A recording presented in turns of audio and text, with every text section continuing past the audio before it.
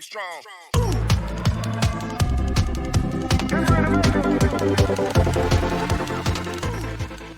He was a very powerful king until he was betrayed for someone he never expected. He thought it was the end, but he was born in a world where magic exists. Now he is a baby and he is planning to use all his knowledge to rise to the top. Our protagonist, a man called Gray. He didn't believe that silly myth about when a person has a close encounter with death they can see the light at the end of the tunnel until he experienced it himself. He was watching the city from the top like any other day. He is a king after all. But for any odd reason he was very tired, so he went to sleep. The thing is that he never woke up again. Someone murdered him. He had no idea who might be. Could be anyone. The truth is that he has a lot of enemies, but that didn't matter right now. He was living it in the real life. That famous light at the end of the tunnel. And the first thing he notices when he reaches the light is that he was being born. He was being reborn as a little baby called Arthur. His parents were those two kind people. Her mother called Alice, who in addition of being a very gentle person and good-hearted, she took the reins of her family. And his father, Reynolds, was a reliable and charismatic man, but a little childish from time to time. Our protagonist was thankful for being born in a very lovely family, but at the same time he just went through a suffering that he wouldn't wish to even his enemies. Not being able to control his limbs freely, not being able to control his toxic wastes, and having a weak body that couldn't even take a scratch. Before we continue, I want to make clear that our protagonist's past name is Gray, but in this new life his name is Arthur, so we will name him Arthur from now on. Arthur had so many questions about where he was born, but he knew that these people speak the same language as he does. It was something, but the weird thing is that they all were wearing armor. They carried weapons and buildings seemed to be pretty ancient. All that made him think that he was born sometime in the past. But his theory falls completely when he sees his mother healing her wounds using magic. That's right, he was born in Otherworld, a world where magic exists. In his past life he was a powerful king, led armies, won wars, and even defeated every country's representatives in 1-versus-1 duels. But nonetheless he never was so proud about himself as he was now. He just learned how to crawl. Arthur needed to know more about the world he was in. As he just learned how to crawl, he starts to sneak out by night to his father's library. He was in a continent called Dicathan, which is formed by 3 big kingdoms. Elenor, which is ruled by elves and is located deep in the forest. Darth, ruled by dwarves and located below earth. And last, Sapin, humans' kingdom and the most populated out of the 3.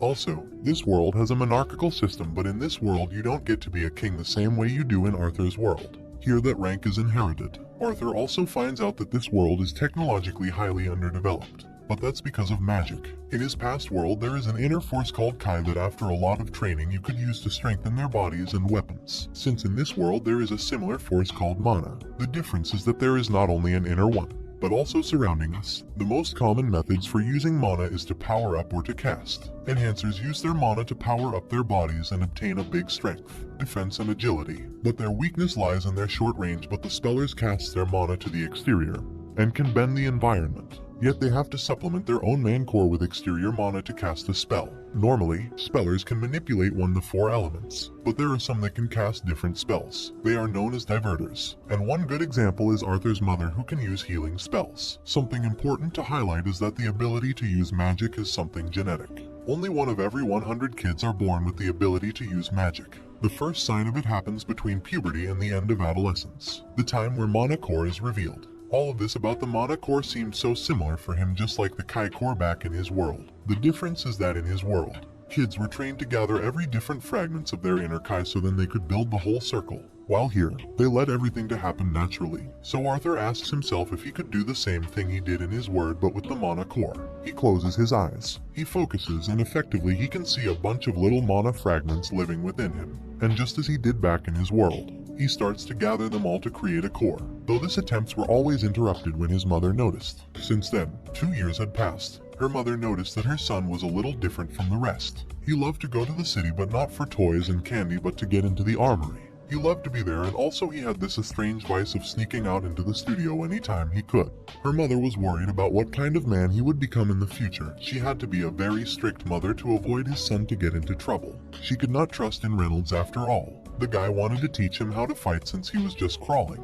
Arthur started studying his father and realized quickly that he was an enhancer. It would normally take him 3 minutes of concentration just to carry some simple rocks. His father used to train in the courtyard and he often used to make a mess. For example, this time he took out an enormous tree. Her mother came out to see what was happening and Arthur takes advantage of this to continue his training. During these 2 years he had progressed a lot with his core and he was about to make it. Arthur now knew why that used to take up to the adolescents to make it. because these fragments come together very slow. But Arthur forced it and he manages to make it in just 2 years. The whole house blows into pieces. Reynolds protects her wife quickly, but she could only think about his son. Art is still inside. Reynolds runs as fast as possible, but once he passed all the debris, he can't believe what he sees. A worried Alice gets close to see what was happening. She also gets impressed when she sees what her 2-year-old child has awoken.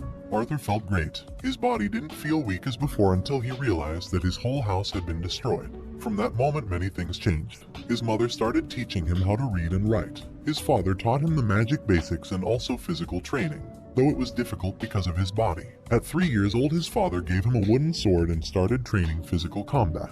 He had to train every day and he couldn't do what he wanted until he finished his sessions. And what he wanted to do wasn't playing video games or read manga, but to keep studying. The level of strength in this world is measured by the mana core's color. It starts being black because of the blood and other impurities mixed when the core is just formed, but as impurities gets filtered, the core becomes more pure. The order is the following: black, red, orange, yellow, silver, and the strongest of all, white. Every color has 3 phases: dark, solid, and clear. That is to say, to advance from red to orange, the person must go through dark red, solid red, and clear red. And their son was an exceptional prodigy, and his father thought that he was limiting his potential by teaching him alone instead of taking him to the right mentor. So he tells his wife that it is time to send him to the big city of Xyrus. Alice completely disagreed with that because his son was only 4 years old and she wasn't planning on sending him alone to another city, until Arthur gives them an idea to just move out together. They thought that how couldn't they think about that before? So now everything was solved. They decided to leave the next day since their old friends, the Twin Horns, would travel to Xyrus as well. Finally, Arthur could get out from that little and calm town. The next day, a proud Reynolds introduced his lovely son to his friends. Adam Crench, an enhancer specialized in the use of spears. Angela Rosa, a spellcaster specialized in wind magic. Durden Walker, a giant spellcaster specialized in earth magic.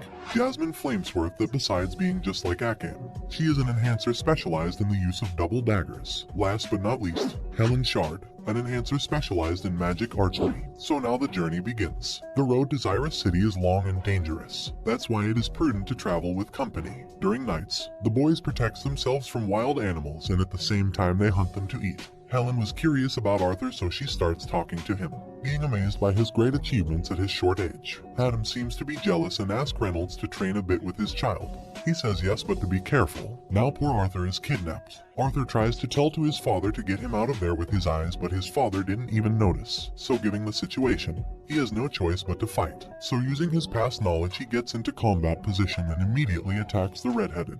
Adam was standing confidently waiting to block the little one's attack, but Arthur suddenly disappears. Adam couldn't believe it. He had positioned himself at his back and now he couldn't defend himself, but little Arthur misses and loses his balance. The battle continues, and watch this fancy dodge. Just after that, he rushes into his opponent to tackle him. Once on the floor, he jumps to hit the final blow, but Adam was waiting for him with an unexpected kick that Arthur barely manages to avoid. Now it was him who was on the floor. The red-headed approaches and attacks him with everything he has got. Luckily, Arthur manages to block it, but he suffered the most because of his little body. The giant hits the red-headed for exceeding, but the red-headed says that exceeding my ass, and asks Reynolds what kind of evil training he did to this poor boy to making him a monster. But Reynolds says that he actually didn't taught him that. Arthur lies, saying that he learned it from his father and reading some books. So now the other were interested in learning some of his moves and techniques. A lot of days had passed since the beginning of their journey. The training he was giving it to Helen. Adam and his father was progressing well, but the one that had advanced the most was Jasmine. She had learned some Arthur's techniques. She even unexpectedly learned his particular way of running, and with that, the relationship between Arthur and Jasmine was getting stronger. She even gave him a birthday present. Yes, Arthur's birthday was during the journey. While on their way, Arthur was being stalked by Jasmine, who wanted to suck up all of his knowledge. Some bandits attacks them. Anglia protects the carriage with her wind magic, and now everyone being mad, they prepare to attack.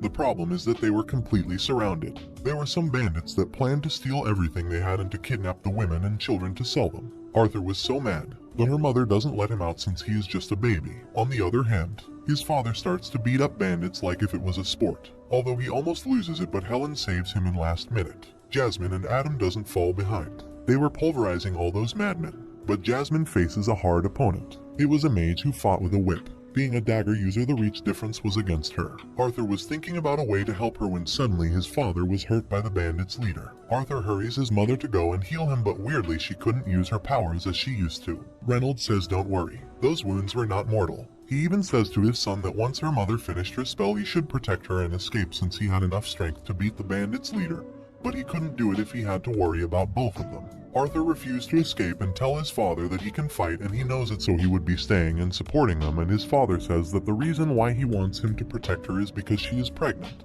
Now he understood his behavior during the whole journey and he now accepts his mission without a doubt. The enemy realizes that Alice was a healer, so their boss orders that she must not escape. Arthur starts running with his mother. One of the bandits jumps over her, but Adam stops him so they could keep moving. And Archer shots them from the distance, but Arthur manages to stop the arrow, losing his sword in the process. The archer couldn't believe what he saw, a kind stopping his attack. But Helen manages to take him with an arrow and Arthur and his mother keeps running. But Arthur notices something strange. The bandits were supposed to have 4 mages, but he could only see there of them. Where was the last one? And now at the top of the mountain he sees a water bender. This sucker cast a spell on them. He could stop the attack if he used mana, but her mother would not be fast enough to make it, so Arthur makes a decision to sacrifice himself to save her. But one sure thing is that he wouldn't fall alone. So before being hit he ties up a strand of mana into his knife, and incredibly he manages to get the spellcaster who attacked them. The bastard tries to grab to a rock to avoid falling, but he couldn't. The giant tries to save Arthur with his magic rock, but he couldn't reach them. Arthur was happy because he knew that everyone else would be fine, but he can't help feeling bad because he really wanted to be an older brother. And while he was falling we can see a bit from his past life. His old world was a world filled with problems. Low birth rate and resources were limited. Wars were replaced by grief and armies for kings. Grey was a king, but in truth, the ones who ruled were the council members. They were the ones who managed the country, both in politics and economy. Arthur had enough of that, and one day he decided to leave the throne. He dedicated all of his life in becoming the strongest. But why? At the end of the day, he still was an orphan who lost everything he loved, and if he had the opportunity, he would give it all to go back to his sperm, and to be with everyone again. But it was impossible. This was the end. Or maybe not, since for any odd reason Arthur managed to survive. The bandit wasn't so lucky. The problem is that he was injured and had no idea where he was. With little strength, he managed to eat a bit and to drink some water. He closes his eyes and he goes to rest. When he wakes up, he was feeling better and he can stand up on his feet. He grabs the things that still works, and looking back at what happened, he couldn't believe that he survived a fall like that. He didn't know how much time had passed nor where he was, but the only thing he could do was to keep going. On his way, he hears a voice that was happy to see him awake and asked him if he was all right. There was nothing and nobody near who could be talking. The only thing lying there was the bandit's body, so he got scared and tries to check on him to see if he is still alive. Arthur is relieved, but Arthur realizes that this voice was still unknown, so he guards up. Asks who was there and if that someone was the one who saved him. The voice says yes, that she saved him, but if he wanted to know who she was, he had to find out once he arrived home. Arthur asks why should he obey, and the voice says that she is the only one who could take him home. So Arthur's attitude changes and starts to talk to the voice more respectfully. The voice liked that new attitude, so she shows him the way. Now that he knew where to go, he starts moving immediately since the woods is a safer place when there is light. On his way, Arthur starts asking to himself what kind of magic she could use to save him. Also, who could she know where they were going to land, and why did she only save him? The more he thought about it, the more questions he had. On his way, Arthur finds a river and he can't help but to enjoy it a bit. The voice says he is reckless for doing that. Arthur immediately covers his parts, but the voice says that he shouldn't worry. There wasn't much to see anyways. Arthur's pride was hurt, but a king should always be calm and still. He finally reached the right place. The voice welcomes him. Arthur, confused, said hello to the giant mountain, and the voice says that it would be interesting, but she was not that bunch of rocks. Arthur entered the cave, and after falling he finally meets his savior. She was intimidating. She was a Pekka's. She starts to get close to him. Arthur can't help to be scared and he starts to get back, but she really wanted to heal him. Then she says that she would create a dimensional portal strong enough to send him home. It would take a long time, but meanwhile he could eat from the plants and spices she had inside. The appearance was horrific, but the truth is that she was kind. Arthur asks her name. Her name is Sylvia, and now he can't stop asking her questions, which she answers gladly. Where were they? They were in a little zone between the clearing of beasts and the forest. Nobody knows that zone because she has been protecting it. Why is she alone? She was alone because she didn't have anyone to be with. She had many enemies looking for her, and in her last fight they injured her pretty bad while she was escaping, and lastly she answers why she saved him. To be honest, she didn't even know. Maybe because she was moved by his sacrifice and bravery, or simply because she felt alone. Now she retires and goes to heal her wounds so she could start working on the portal tomorrow. But before she goes, she told him that his family and friends were safe. He shouldn't be worried. With time, their relationship grew stronger. When Sylvia wasn't working on the portal, they would eat, play, or they just talked. Maybe she looked like the devil himself, but she was kind and gentle. But she also reprimanded him when he was wrong, just like a mother does. Like this one time when Arthur showed his hate for those bandits and how much he wanted to kill them. Sylvia hit him, but she says that he is right. They deserve to die, but he should not let hatred and vengeance thoughts dominate his mind because it will ruin his life. The hours became days and the days became weeks. Sylvia's wound seemed to be worse with time, but she tell him not to worry, that it was normal, that normally her wound would get infected but nothing to be worried about. She was wondering about his core because normally humans grow theirs at 12 or 13. So why? A proud Arthur says that he is a genius, and then Sylvia says that maybe he could learn from this. It was about absorbing mana while moving. Even if he is very good at fighting, Arthur can't understand how is he able to do that, and Sylvia explains that humans' way of thinking is very flat when it comes to mana, and it is something very basic for beasts. They learn it naturally, but because humans take too long to awake it, they can't manage to comprehend it well. But this is not Arthur's case, and he maybe could do it. So exit it. He now starts to practice, but it is more difficult than he thought, but with time he finally manages to do it. The problem is that when he goes to tell Sylvia, she falls on the ground in a puddle of blood. Arthur immediately runs to help her. He couldn't understand why her wound gotten worse so bad. So he looks at the portal and sees that it's finished. And then he understood. She was sacrificing herself to create the portal. Sylvia tells him to calm down, not to cry anymore. They had little time together left, and there was no point in wasting the time blaming himself. But Arthur says how not to. She was dying just to help him. She says that in fact he is doing her a favor. Now she could leave that cave faster, and Sylvia shows her real form. She was a dragon. Arthur was speechless, and even though he had a lot of questions, there was no time. Sylvia had to use her real form to complete the portal. But now that she had showed her form, they would come for her. Arthur couldn't understand anything, but she get out what it seems to be an egg and gives it to him along with a feather that should hide his aura. Then she touches his chest and some marks appears in his hands. Sylvia says that with this, everything will be revealed at the right moment. The portal was ready. She didn't have the time to make it directly to his home, but he should be able to arrive to a place with humans nearby. Suddenly, debris starts to fall down and a dark voice is heard. Someone had appeared to take Sylvia. It was another Pekka. Then Sylvia casted a spell that seemed to stop time, and she apologizes to Arthur because the truth is that she prolonged the time when making the portal just to spend more time with him, and as a last favor she asked him to call her grandma. And between tears he says to forget that she has to take advantage since the time was stopped to escape from there. He didn't care about the past, but Sylvia says that she can't do that and pushes him to the portal. And while getting away and seeing Sylvia getting far from him, Arthur calls her grandma and she happy thanks him for everything. Arthur appears in an unknown place. He was on the floor and has no motivation to getting up. His mind was melancholic about those 4 months he lived with her, but something gets him up. It was her voice. She survived. But not really. It was only a message left by her. It was a bit frustrating, but Sylvia says that he is not ready for the truth. His body was a child's one, and even with his core being dark red, he wasn't strong enough. Before dying, Sylvia left him a gift, her special will, and says that his future development as magician will be up to how good he uses her gift. Even though Arthur didn't care, he wanted her to be alive. Sylvia could see how Arthur might be feeling. Pain, anger, guilt, but she reminds him that he has a family to take care of and a purpose to fulfill. The only thing she asks is that he becomes a man that her and his parents could be proud of, and lastly, she says that he will receive more news when his core has passed the white phase. In that moment she will explain everything.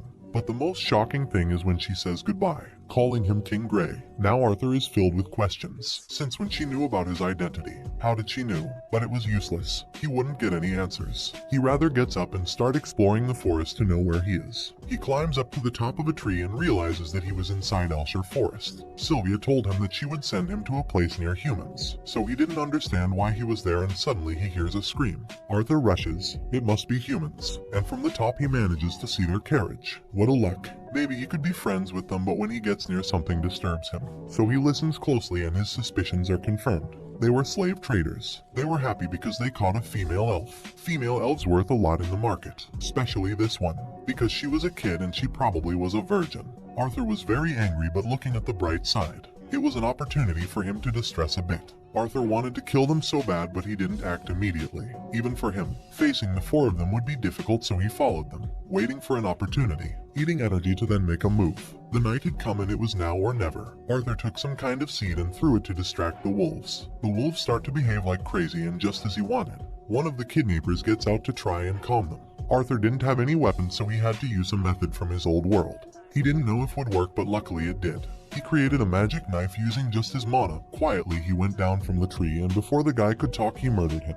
Grabs him before he hits the floor to avoid noises and thanks him for the weapon. Now the wolves are taking care of the body. The guy took a lot of time to return, so one of the other kidnappers goes out to see what happened. When he sees that scene, he can't help being in shock. But Arthur appears before he could say anything. Fighting with that body was exhausting, but he must finish with the others while they were sleeping. But the elf brings down his plan when she starts screaming for help. The other two guys left wakes up and they start looking for their friends. One of them sees Arthur and rushes into him. But Arthur was more powerful, so he left him out of combat easily. The guy screams out of pain, alerting the last of them. The guy warns him, saying that the boy was a magician, but instead of being scared, the bastard gets happy. A magician boy is very rare and he might get more money with him than the girl. So he shows him that he is also a magician and please avoid being hurt. In a blink of an eye, he gets behind Arthur, but he dodges him. The guy rushes again, but Arthur breaks his hips with a rock. He also threw the knife, but the bastard grabbed it like it was nothing. He was fast. Our protagonist manages to defend himself, but he still hit him with a kick and the guy grabs it.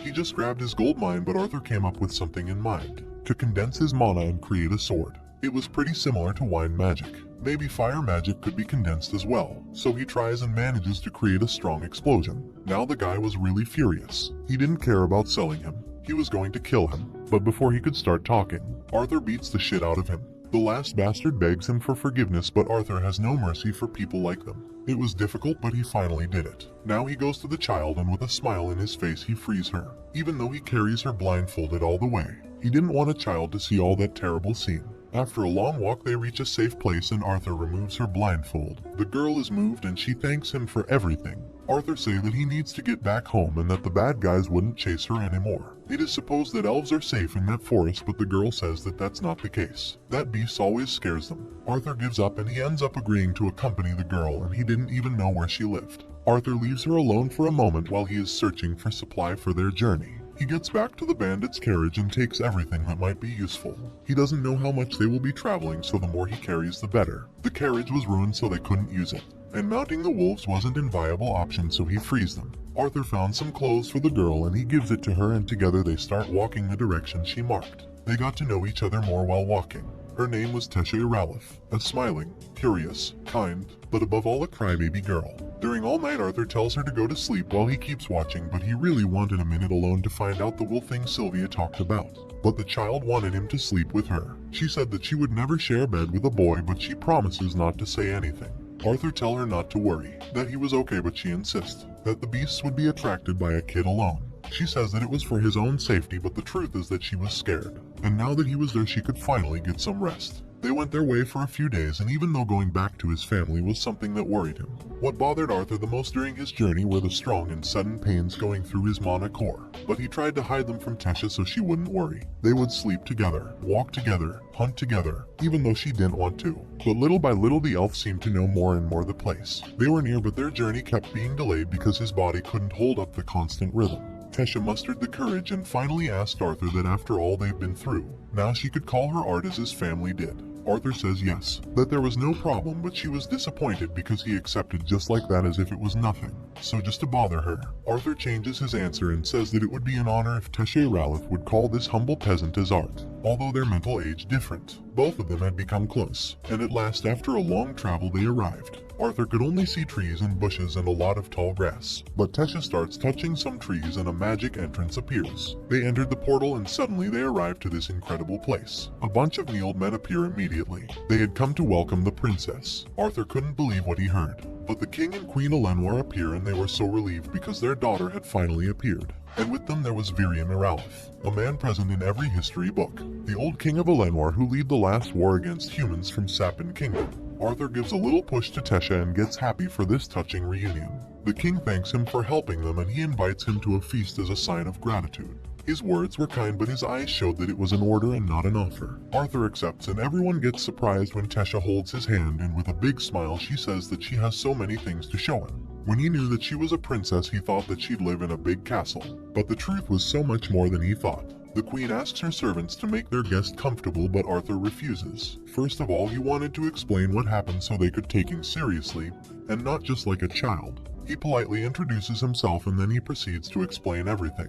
even though he doesn't tell all the truth. He tells that he was with his family and they had to go separated because of some bandits. The king got furious when he knows that some slave traders were guilty of all that. It was about some miserable humans. I should have known, he says. But Arthur says that trafficking is a way of life, not a whole race. The soldiers get their weapons ready, but the old king stops them, and now he asks, how is it possible that a kid could rescue her? Did he negotiate with them? Did he ask for mercy? But Arthur says no.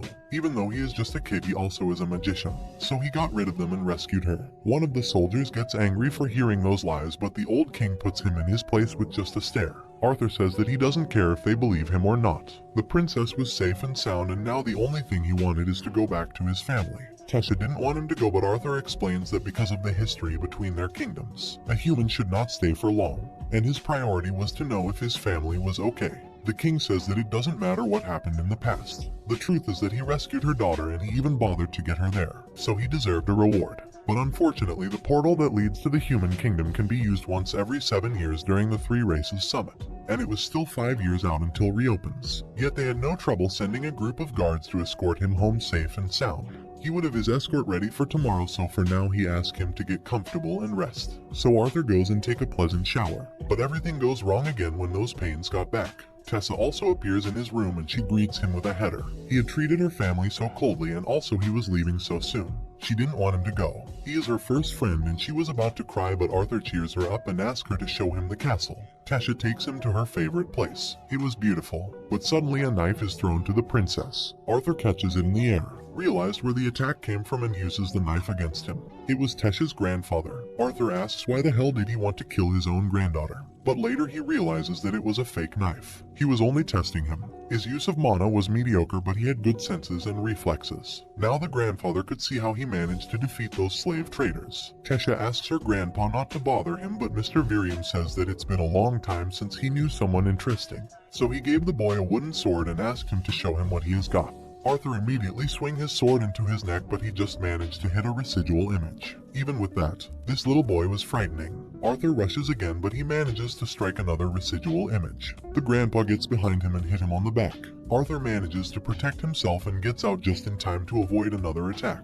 He is hit in the air with a poke. Art goes flying, but he grabs his sword again and he uses fire magic again. See, get close, but Virium takes his sword out again. It was his chance. The old man attacks and Arthur takes advantage to get over him. Then he twists amazingly in the air, and though the attack wasn't powerful, he manages to hit him. The grandpa couldn't believe that he actually hit him. That happened for being arrogant. He wanted a second round, but Tesha says that he already intimidated him enough. She also says that he should be a little softer, but the old man says that if otherwise, the intimidated one would have been him. Arthur feels flattered by his thoughts, and now the grandpa asks him to become his disciple. Arthur is shocked by that petition, but he says that it could not be possible. Can't a human live in the elf kingdom? Durinium says that while under his arm, nobody would dare to kick him out. He should be aware that he was better than many other kids, even adults, but he need to understand that he could teach him things that not even the best human magicians could. Even with that, Arthur refuses. The only thing he wanted was to be reunited with his family and let them know that he was fine. But then Virium proposes something.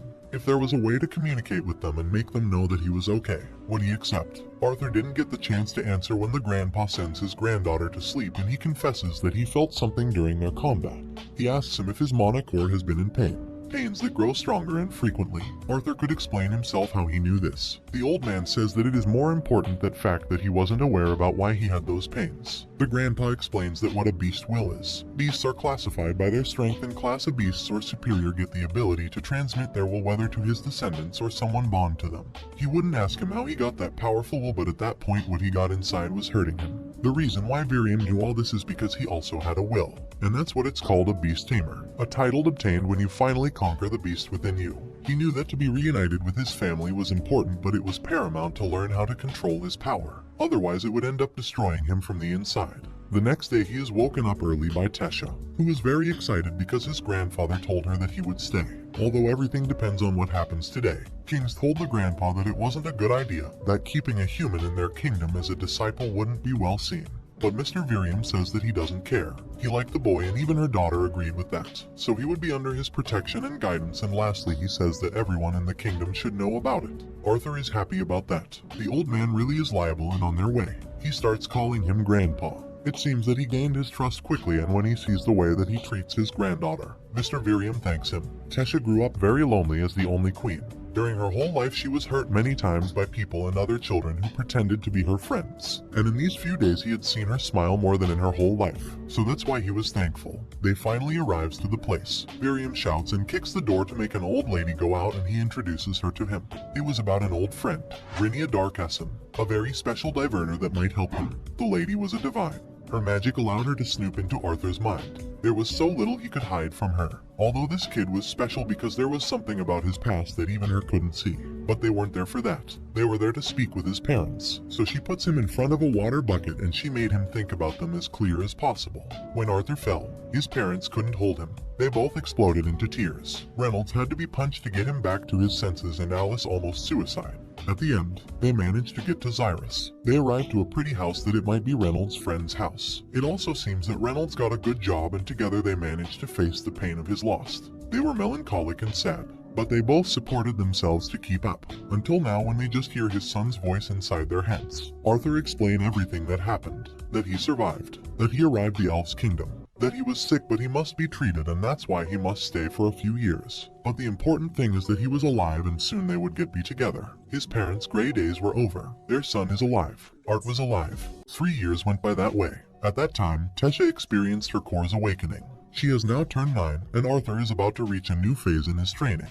But suddenly, he emits a lot of mana, setting off an explosion and ending up unconscious. So he then had to explain to Virion that it was a dragon who gave him his will, learning thereby that dragons are uncommon beasts, and the most powerful ones. But that wasn't the only news that he received. In 4 months, he'll be able to go home, and if that wasn't enough, the object belonging to Sylvia that he had left behind breaks. Carefully, Arthur gets close in order to see what has happened. Suddenly, a small eye is seen through a gap in the egg. Arthur never imagined that it was an egg. After breaking entirely, a small dark dragon comes out and bites Arthur. But instead of being left with a bite, a small symbol appears. Suddenly, he starts to hear a voice inside his head. It's the small dragon. Still confused about what is happening, he decides to call her Sylvie in her mother's memory. Arthur falls into a deep sleep. Suddenly, a shout wakes him up. It's Tesha. While they go to continue their training, the old Virion is left startled. He then tells him that beings like Sylvie only hatch in front of their family members, and he warns him that when he returns home, he must keep her safe. Then, they continue on to the final stage of their training.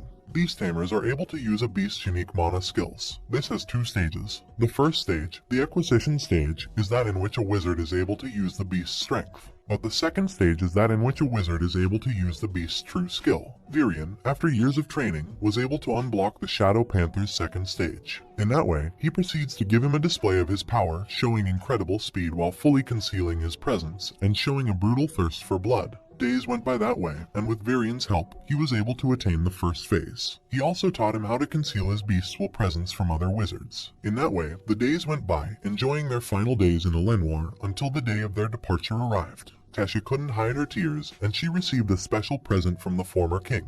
In that way, along with a small group of elves, they arrived at the floating city of Xyrus. Arthur is before a large door. For 3 long years, he lived through many adventures. He lost many companions that he never imagined he would find, and he will finally be able to see his parents again. When they open the door, a maid greets him, and behind her, a small girl, suddenly a woman, approaches him. It's his mother. Suddenly, his father appears from behind, and they all blend into a great embrace. He then tells them about everything he lived. He gives them a vague explanation of how he survived the fall, and the reason why he had to stay at Elenoir, all without mentioning the great dragon, and telling them that the small animal that he has next to him is a simple mana beast. Feeling a little bad about that, he then greets the little girl, Elena, his sister. Time may pass, but people don't change. His father boasts in front of him that he is reaching a new phase in his mana circle. But he's left stunned when Arthur tells him that he's very close to catching up to him, so he challenges him to a duel to see how much he has advanced. At that point, the house's owners, who are his parents' friends, also arrive, Vincent and Tabita. With them is their daughter, Lilia. They all go out to the garden.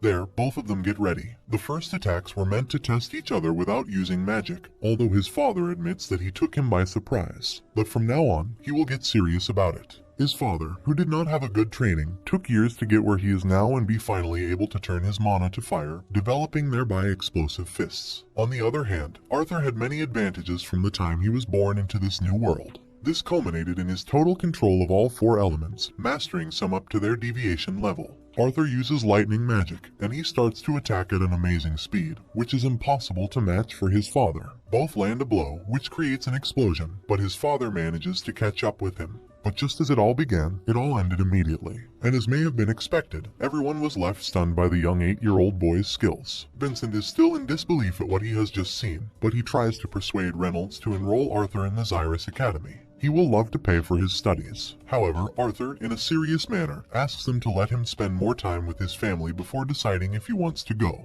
The following day, they go shopping. On the way, he finds out that the Helstia family owns the most important auction house of the city, and his father has become its head of security, but he also was given a small change. However, not all is peace and quiet. There are eyes observing them. Only the most talented wizards can attend the Xyrus Academy. Great scholars, royal leaders, and militaries come out of this institution.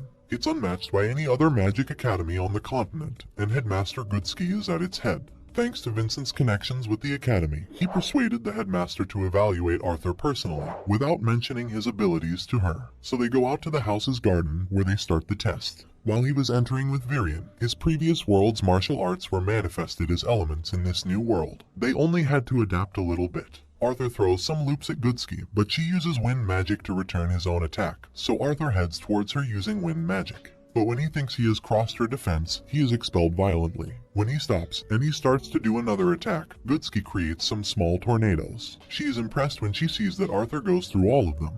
But the test doesn't end. After a warning, she triggers some sound magic to leave him unconscious, but that doesn't happen, after which she considers the test finished. But surprises do not end for Goodsky. When she realizes that Arthur has an affinity with all 4 elements, she loses her balance a little bit, and she says that he could be the strongest wizard in the future. But something unsettles Arthur, and she notices, so she creates a small field where nobody can enter and no sound can leave. Arthur tells her that he showed her his abilities because he wants something from her. He wants her to protect his family until he has the power to do so. Goodsky is left a little impressed, since not even the very king would be able to make a deal with her. But the time for that hasn't arrived yet. Arthur first wants to become an adventurer, although his mother doesn't agree and his father tries to take her side. Anything that he says is in vain. Arthur tries to persuade them by telling them that he could go with a companion. After emotions have calmed down, Reynolds tells him that in 2 months, the twin horns will come visit, so he'll be able to start his journey with one of them. Later that same day, Arthur goes to Vincent's office, and he asks him for some items to be able to go on his journey in exchange for helping his daughter Lilia with her mana's awakening. Vincent and his wife aren't wizards, and Vincent hopes that his daughter may be able to become one, although the chances are very low. As was to be expected, not everyone took it well, since there isn't such a thing as speeding a wizard's awakening.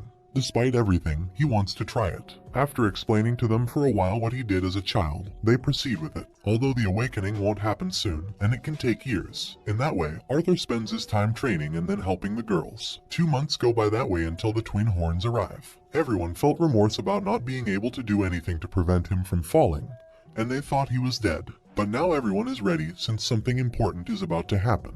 It is the Helstia auction house's anniversary, where there are highly valuable objects. The twin horns have come for that reason, to help with security. Arriving, Arthur is fascinated. Not even in his past life did he see something similar. But that's not the only surprise he'll have that day. King Blaine Glainer of Sapin and his entire family arrive there, since they are business associates with Vincent. The king is interested in Sylvie, but he's not the only one. Someone who is accompanying the king asks Arthur excitedly to teach him more about the small mana beast that he has, but the king stops them. The great auction starts. In it, great valuable items of great power are seen, even some class of mana beast cores. The king himself bids on some objects. Vincent tells Arthur that if anything interests him, he can ask for it. After a while, Arthur notices Sylvie's absence, and he starts to search for her. But the royal family's wizard is about to catch her. Arthur manages to get her to escape, but at that moment, the man threatens him, telling him that Sylvie will be his. Arthur lets a great pressure and a brutal thirst for blood out, which leaves everyone startled, leaving the royal wizard on the floor. But fortunately, no one knows who did it. Coincidentally, they captured a thief who is blamed for it.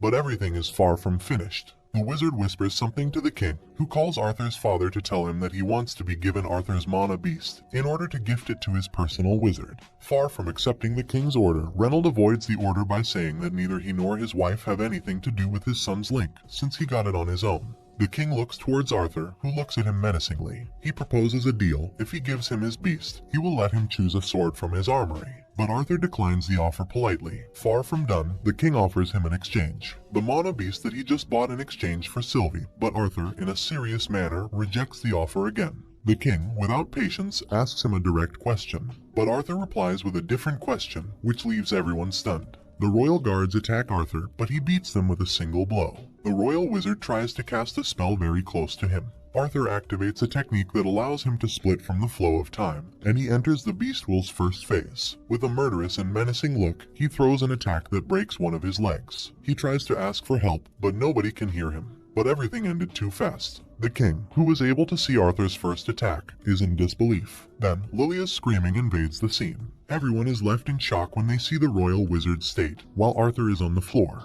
8 hours went by before he woke up. A representative of the king's is waiting for him. He offered him some gold coins for them to forget what happened. He then receives an explanation. The soldiers themselves interrupted the wizard's attack, which made his leg break. In that way, the incident never took place. On the next day, they decide who will accompany Arthur on his adventurer journey. It will be Jasmine. Only one thing is left to do, find a proper sword for him. Thus, they head again to the auction house where the Helstia were waiting for him. After spending hours looking for something suitable for him, his hopes were lost. But Sylvie finds something, a sword that it was impossible for her to unsheathe. She tried all sorts of magic, but it was impossible for her. Suddenly, she got an idea, so she went into the first beast tamer phase, and she finally unsheathed the sword. On the next day, it is Arthur's birthday. There is time to laugh and cry. They have a good time, and it will be the last one for a long while. When he became king in his past life, he was alone. He lost his family, and he had to fight alone in that world. But now he has a family, and he must become stronger for them to be able to protect them. He then receives some gifts that will be of great use to him in the future, until the day of his departure arrives. It was hard for everyone to let him go. He spent 3 months with them, and that doesn't make up for the 3 years that he was away.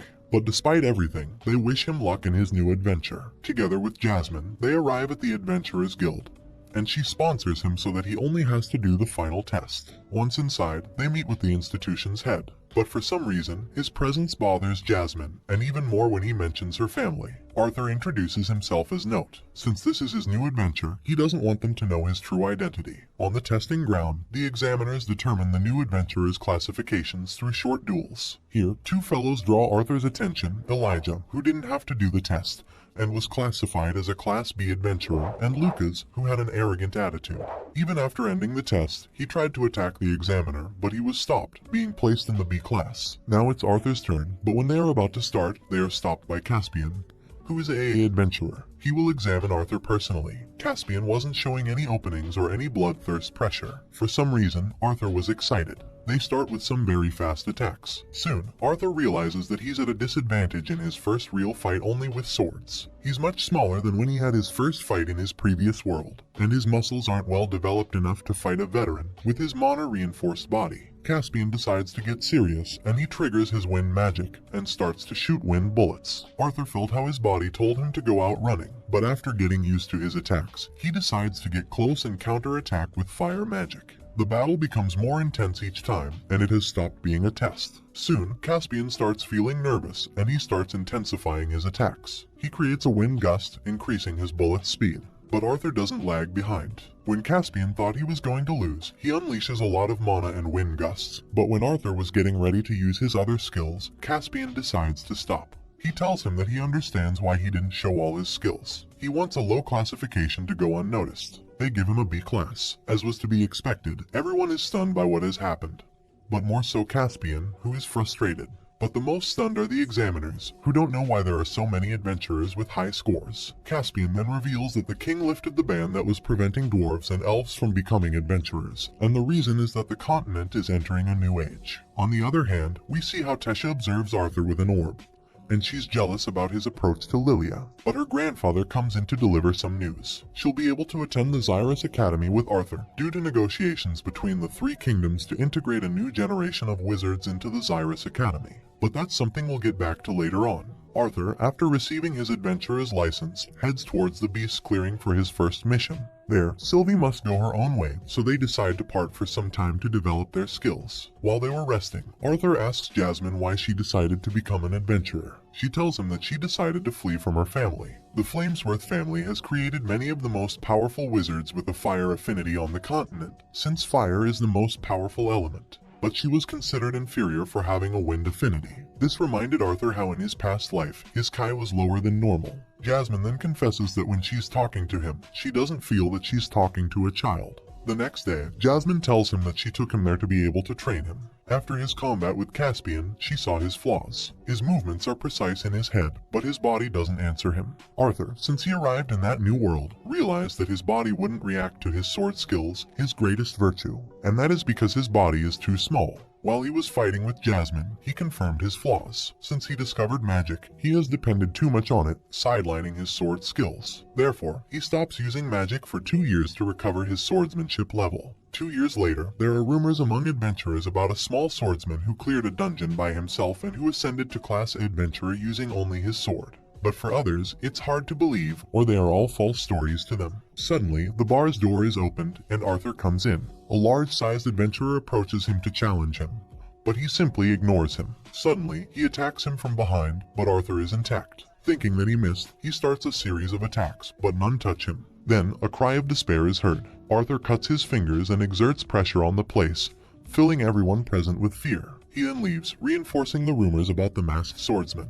2 years went by after that, since Arthur started his adventurer phase. During that time, he spent time in many dungeons, and he improved his swordsmanship. But Lilia also had her mana awakening. She would regularly return home, but she's about to go on her last mission before starting her lessons at the Xyrus Academy. She joins a group of adventurers in which we may see some familiar faces. Arthur is not happy at all about seeing Lucas again, but he is a little happy about seeing Elijah. They are all led by Brawl, a Class A adventurer. They enter the dungeon. Inside, they spend some minutes walking without finding any beasts, but a sound makes them look up. They are attacked by Batrunners. While they are defending themselves, Brawl orders them to conserve their energy and not use magic. But as was to be expected, the only one who didn't listen was Lucas, who creates a fire typhoon that eliminates all the beasts. Brawl was upset due to Lucas' disobedience, since he knows how dangerous that dungeon can become the deeper they go in.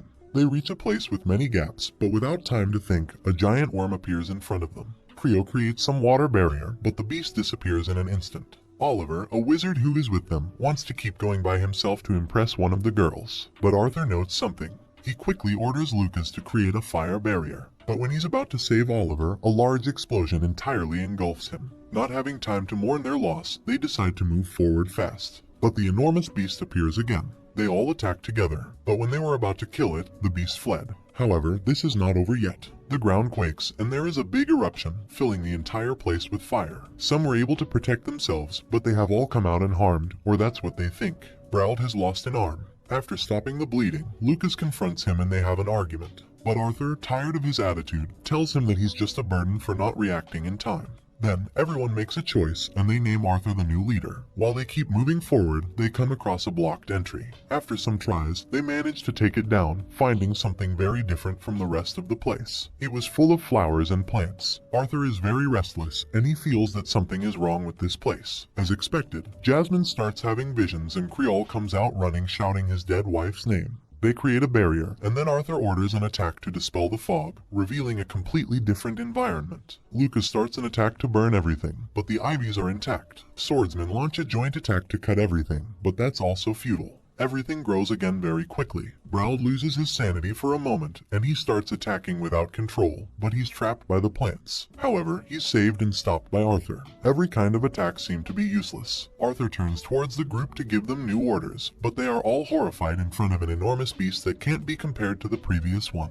They are all in shock. The beast in front of them is an ancestral guardian, a Class S mana beast. It has Creole inside itself. That makes Reginald lose control, and, fashioning a rock armor for himself, he dashes into a suicide attack, managing to cut off one arm from the beast. But instead of improving, everything becomes worse. The beast starts attacking everyone. Reginald is captured, and when they're trying to take stock and escape, Arthur receives a direct attack from Lucas, who is willing to do whatever it takes to save himself. Jasmine goes to help him, but she also receives an attack. His plan is to make the beast attack them to be able to escape. and he accomplishes his goal. The beast is about to attack Elijah, but he's saved by Brauld, who again, in a fit of madness and fear, dashes on his own to attack the enormous being. Any damage that he inflicts on it is healed in an instant. Now the beast is even more furious. Arthur asks if it may be a good idea to use his secret weapon, but in his current state, that could cause him to die. With no other options, he decides to enter the second beast tamer phase. Some yellow marks appear throughout his body, and his hair turns white. With a strength that intimidates the beast itself, Arthur starts to attack it. In that state, Arthur can use all of his environment's mana, and each of his attacks inflicts great damage on the mana beast. The battle turns wilder, but it's time to put an end to it. Arthur freezes the beast with his left hand, and in his right hand, he creates some black beams that destroy the beast completely, but he had to pay a high price. He's left half dead, having lost a lot of blood. With no strength left, he goes unconscious. When he wakes up, Elijah was the one who had saved him, and Jasmine is by his side, also unconscious. The damage that both have suffered is evident. A day went by since that incident. With the little strength he has to speak, he asks him to break some crystals that he has in his glove, which contain his mother's healing magic. He repeats the same with Jasmine, but he still doesn't have the strength to get up. Knowing that they can't leave that place for a while, they introduce each other formally again. Elijah comes from Drav, the dwarves' kingdom, but he's not a dwarf. He doesn't know who his parents are or where he came from. An old man raised him. He lived a normal life until he entered his mana circle's dark orange phase, and he triggered his deviant metal creating magic. The old man who raised him told him that it was time to explore the rest of the continent. He is stunned when Arthur tells him that he has an affinity with 4 elements and 2 deviations, and even more when he tells him that he's a beast tamer. When Jasmine wakes up, she apologizes to Arthur because she wasn't able to save him a second time. But it's time to get out of there. The damage done by the battles is enormous, and nobody else survived. Or that's what they think. Elijah uses an earth pulsation and finds someone. It's Samantha, who is gravely wounded. They suddenly hear a thunder and another beast appears, but this one is Sylvie. She has grown a lot since the last time Arthur saw her. She was in touch with him through their mental link. Although Arthur told her not to come, she came to help them. Her presence intimidates all the beasts, and they aren't attacked by any. But Samantha wakes up. Speaking with a lot of effort, she gives him her mask and a Class S beast mana core. Arthur suggests selling it and splitting the profit equally, but nobody agrees because he defeated the great beast on his own. Without being able to go further due to Samantha's state, Elijah and Jasmine go to the Adventurers Guild to ask for help. They're all safe. They were able to retrieve Brauld's body, but only his. In front of an old acquaintance, the three give their statement on what they had to go through. But suddenly, Lucas comes in. Jasmine and Elijah get ready to attack him, but Arthur stops them. Taking advantage of the situation, Lucas tries to blame them for everything. But Arthur throws his sword at him, cutting his ear. Suddenly, the pressure grows heavier. Arthur heads towards him to finish him off. Lucas' guardians go on the attack, but they are quickly defeated one by one, and when he is about to attack Lucas, Bladeheart shouts at him to stop, saying, "I'm sorry, my sword slipped and I wanted it back." Arthur stops. Everyone who is present retreats and only the supervisor and Arthur are left to have a small chat. He advises him not to try to kill Lucas. The Wykes family, to which he belongs, won't stand idly by if something happens to him. Even if they don't know who he is, they will kill everyone close to him, like Jasmine or the Horned Twins, the current members and the former ones. He also gives him a last warning. He must be more careful with Lucas' half-brother, who is one of the most powerful wizards. Minutes later, they conduct a trial on what happened. Lucas is only deprived of his adventurer's license. All of this is due to his family's influence. But Arthur is barred from coming close to Xyrus while Lucas attends the academy, but without having to reveal his identity. Clearly, this angers Lucas because he wanted to know his identity. But all that is arranged since Arthur asked Bladeheart not to reveal anything about him. As a last offer of help, they made him retreat through a secret door. They were waiting for him on the other side.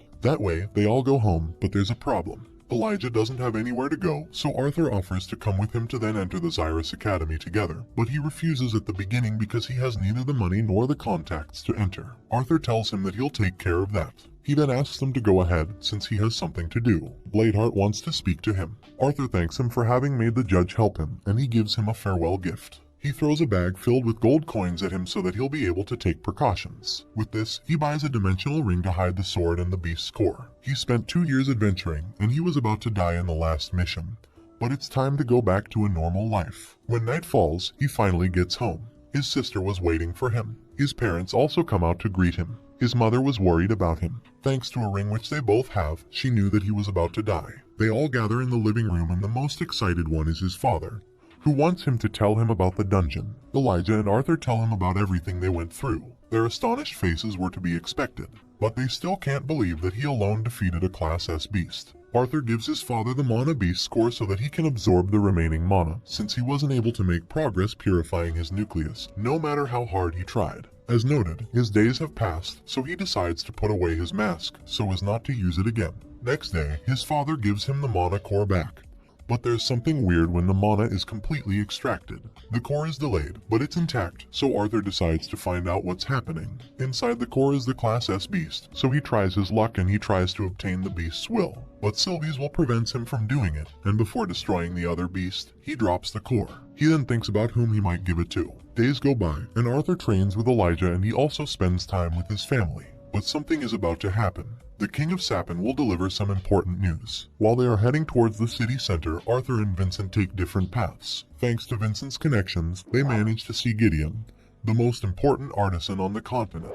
His knowledge is quite above that of all others, and Arthur heard that there's something he cannot do, make a ship that can sail long distances. So he decides to use his knowledge from his previous life, and he creates the blueprints for a steamboat. In this world, everything depends on magic, which has delayed its scientific progress. But there's something weird. For that reason, he decided not to include any fundamental parts in his blueprint, in order to learn why they suddenly want to create ships to sail large distances. Gideon offers a great amount of treasures for him to hand over the blueprints, and to draw his attention. They contain the core of 2 worm phoenixes and a Class S beast. Therefore, he decides to take them. But that won't be enough to persuade him, so Gideon decides to reveal the truth to him. There is proof that there is a continent beyond Dickathon. A few years back, purely by luck, an adventurer shot down an artifact that was joined to a mana beast that was capable of camouflaging. Gideon, after a year of research, discovered that the artifact is capable of filming and storing images, so they concluded that someone's been observing them for some time, which is not good news. After leaving the entire blueprints with him, they head towards the city center together with Elijah. On their way, they come across a group of young men beating another one just for being from the Drav Kingdom. Elijah decides to stop them, but they are all forbidden from using magic outside the academy, so he also starts receiving damage. This clearly angers Arthur, and he easily defeats them without having to use magic. This is so until one of them decides to use magic. But everything freezes. The Sapin princes Cathail and Curtis stop the fight. In order to justify their acts, they lie to the princes, who want to reproach Arthur, but he won't stay silent. Vincent explains what happened, and everything gets complicated when the main attacker tells him that he comes from the Trident family, one of the biggest donors to the royal family and the Xyrus Academy, which forces the prince to let everything slip as if nothing had happened. But for Arthur, that doesn't end here. He immediately contacts Headmaster Goodsky, and he asks her to expel all the attackers from the academy if she wants him to attend. Until they reach the center, there are the kings from the 3 kingdoms. They state that during the past years, they have been in constant meetings to be able to unite the 3 races, and gradually they have been able to become unified, until they get to the important part. When they state that there is another continent, people's restlessness shows immediately. There are doubts about whether they come with good or bad intentions. In order to calm down and make people feel safe, he introduces those who will be the 6 protecting lances of the continent, and the 6 most powerful wizards of the 3 kingdoms. But hearing the name of the last one, Elijah and Arthur feel uncomfortable. It's Luca's half-brother. They had warned him that he's a powerful wizard, but not that he's one of the continent's most powerful wizards. 4 months have gone by since the new continent's announcement. During that time, Gideon and Arthur stayed in touch, so much so that Gideon gives him a gift so that he can hide 2 of his 4 elements. But it's more important that the great ship is about to set sail. But that's not the only news, since Arthur will start his studies at the Xyrus Academy. After a few weeks, it's the first day of class, but Arthur isn't even awake. Elijah tries to wake him up, but he's attacked by Sylvie, who also wants to stay asleep. After saying goodbye to his family, they arrive at the academy. They meet a large number of students at the entrance, several of them accompanied by mana beasts, and they all enter a large building with gold and shiny decorations. They complete a last identity registration there where they have to declare their elemental affinities. The records officer is surprised upon learning that Arthur has 2 affinities. Next, they move on to an enormous conference hall where Headmistress Cynthia appears, who silences the entire place with an incredible display of sound magic. After giving a brief speech and announcing her excitement about having more students from the other races, she gives the floor to the student council leader. They are all charmed by her beauty. Sylvie jumps happily when she realizes who it is, but Arthur gives a slight smile. After 4 years, he sees his old friend again, Tesha Iralif. who also delivers a small speech in order to try to settle issues about discrimination among races and among battle and scholar wizards. Later on, while they were heading towards their rooms, they witnessed some acts of that nature, a human treating a dwarf with contempt, forcing him to start a duel. The power difference is evident, and after a series of attacks, the human prevails. But that's not enough for him, and he tries to break his hand.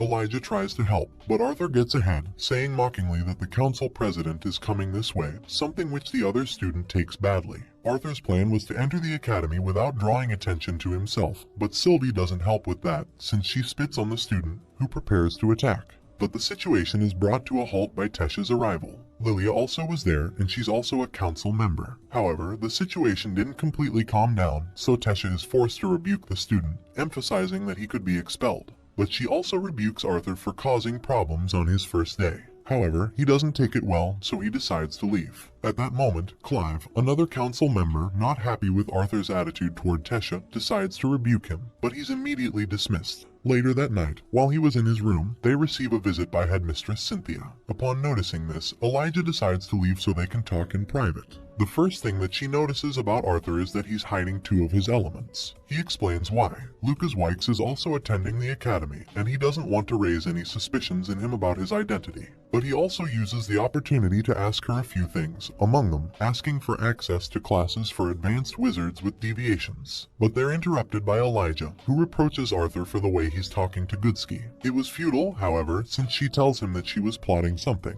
If he wants to have unlimited access to all that, he will have to be part of the disciplinary committee, a group made up of the strongest wizards in the academy who are in charge of keeping order and enforcing norms. Not having a choice, Arthur accepts, so he is given the uniform, which makes him suspect that she already had planned for him to accept the terms. Before leaving, she tells him to fix things with Tesha. Elijah, who can't stand Arthur anymore, calls him the Princess Charmer. The night isn't over yet, and they head to the dining hall, where sights don't go unnoticed. While they were eating, a group of students approach them, who invite Elijah to join their group. But both he and Elijah make fun of them for their name and attitude. When they try to attack him, their attack is repelled. Thinking that it was all luck, his assailant attacks again.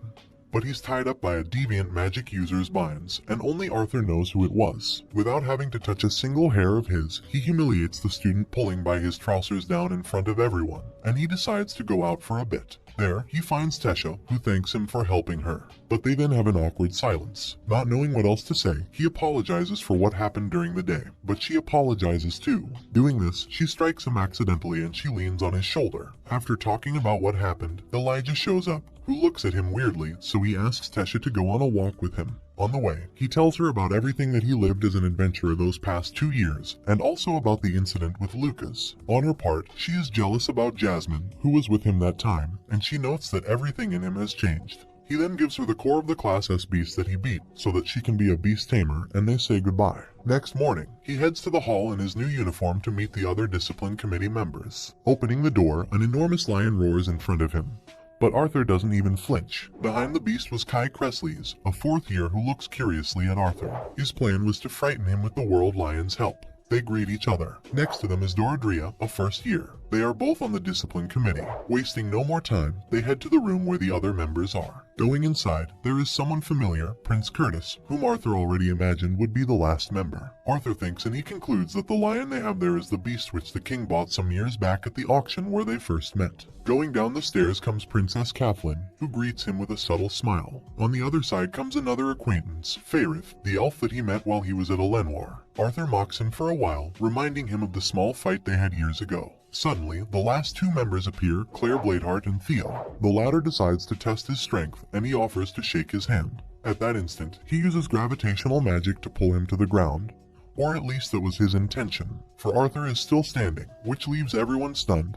And leaving everything to the side, they exit towards the conference hall, where they are introduced as official members of the discipline committee. Later, that same morning, Arthur has his first class, nothing that he hasn't studied before, the difference between augmenting wizards and conjurers, although the entire class was debate-centered. He then heads towards his next class. The room looks like a small coliseum, and while he was lost in his thoughts, to his side Kathleen asks for permission to sit next to him, although there are many available seats. But she's not the only one. Faerith also sits next to him. At that moment, the professor in charge of the class comes in. Curiously, this is someone that Arthur also knows. The professor also recognizes him and decides to humiliate him with the excuse of testing the disciplinary committee members. While Arthur thinks that only an idiot would bite that bait, Faye raises his hand and he volunteers. In front of the teacher, he triggers a shield that surrounds both of them to prevent others from taking damage, and they begin. Faye triggers a flooding domain, a spell that gives him an advantage, and in that way, he casts spells with greater ease. So he decides to build up all his power and shoot an enormous water serpent. But the teacher is not just talk, and he summons a blue fireball that evaporates the water spell and harms Faye's leg, forcing him to give up. He then looks directly at Arthur. The next one to volunteer is Kathleen. She triggers some ice spears, and the professor evaporates them. After a second attack, she breaks the ice spears to make smaller projectiles. But at that moment, he shoots a firestorm over the princess. She made another attack and forgot her defense, which forces Arthur to intervene. He rebukes the professor for playing games, and he decides to take Kathleen's spot. He makes the professor do this under his terms, which makes him even angrier. After saying that he will go calmly after him, he launches into the attack full strength. Arthur notices this. After a series of attacks, he merely augments his body to dodge all the attacks, and the demonstration becomes a battle between them. The professor intensifies his attacks, but Arthur doesn't flinch, and he decides to put an end to this in front of the students' astonished looks. The power differential is evident. After cornering him, he ends the battle with a storm of wind shockwaves. After everything has ended, there is only one thing that bothers him. He knows that it took him too long to defeat someone who was only using wind magic. His next class is that of Spell Fundamentals, where he meets Emily, a shy girl. But he soon discovers that it's she who invented the projection artifacts that were used to announce the new continent's discovery to all corners of the three kingdoms. He also learns that his confrontation with his teacher is already news in the entire academy. When the door raps, he realizes who his teacher in that class is. It's Gideon, who pretends that Arthur wouldn't be in his class. He spends the rest of the class boasting about all his inventions until a strange beast enters and lands on Arthur's shoulder. There, Gideon says that he must go see the headmistress. On the way, he comes across Kathleen, but she ignores him. Upon entering, he meets Goodsky, who has a serious look. She invites him to take a seat. Arthur tries to explain to her what happened with the professor, but she says that she doesn't care, and she asks him if he wants to become the temporary teacher of that class. Arthur thinks that it's a joke, but he quickly thinks that Kathleen has something to do with it. Goodsky makes a joke about that, saying that she doesn't want him to steal both princesses' hearts and start a civil war. But Kathleen was the one who suggested that. Arthur says that he hasn't even finished his first day of class, and asks about what parents will think. Goodsky replies that it's her school, her rules. So after thinking about it, Arthur accepts and he leaves. While he's leaving, Goodsky and her link observe him. The latter tells her that Sylvie's true identity is that of a dragon. Goodsky is amazed, and as a warning, she advises him not to make him his enemy, because in the future he could be the one to destroy the continent. At the beginning of his next class, he comes across Curtis and Claire, but Tesha also comes in, who upon seeing how Claire is resting her shoulder on Arthur, becomes mad and ignores him. But someone else passes by his side, someone whose sole presence makes Arthur mad. It's Lucas. They cross looks and, suddenly, a mana beast descends from the sky. Next to it is the class teacher. Arthur tries to scan her level and she notices and does the same, noting that he's hiding his level along with two elements. She approaches him with the intention of turning him into the center of attention to force him to show his power, and she achieves that, telling everyone that he's the new professor of mana manipulation practice. Curtis then suggests holding a simulated battle between 3 members of each team, and so, the disciplinary committee members and 2 members of the education committee will face each other, but they are 1 person short, so Lucas volunteers to fight. While they get ready, he has a small conversation with Tesha, who also notes that he's hiding his stronger elements. Arthur advises her to keep the secret, and he says that he really wants to see how much she has improved. The combat will have a 30-minute limit, and one last warning.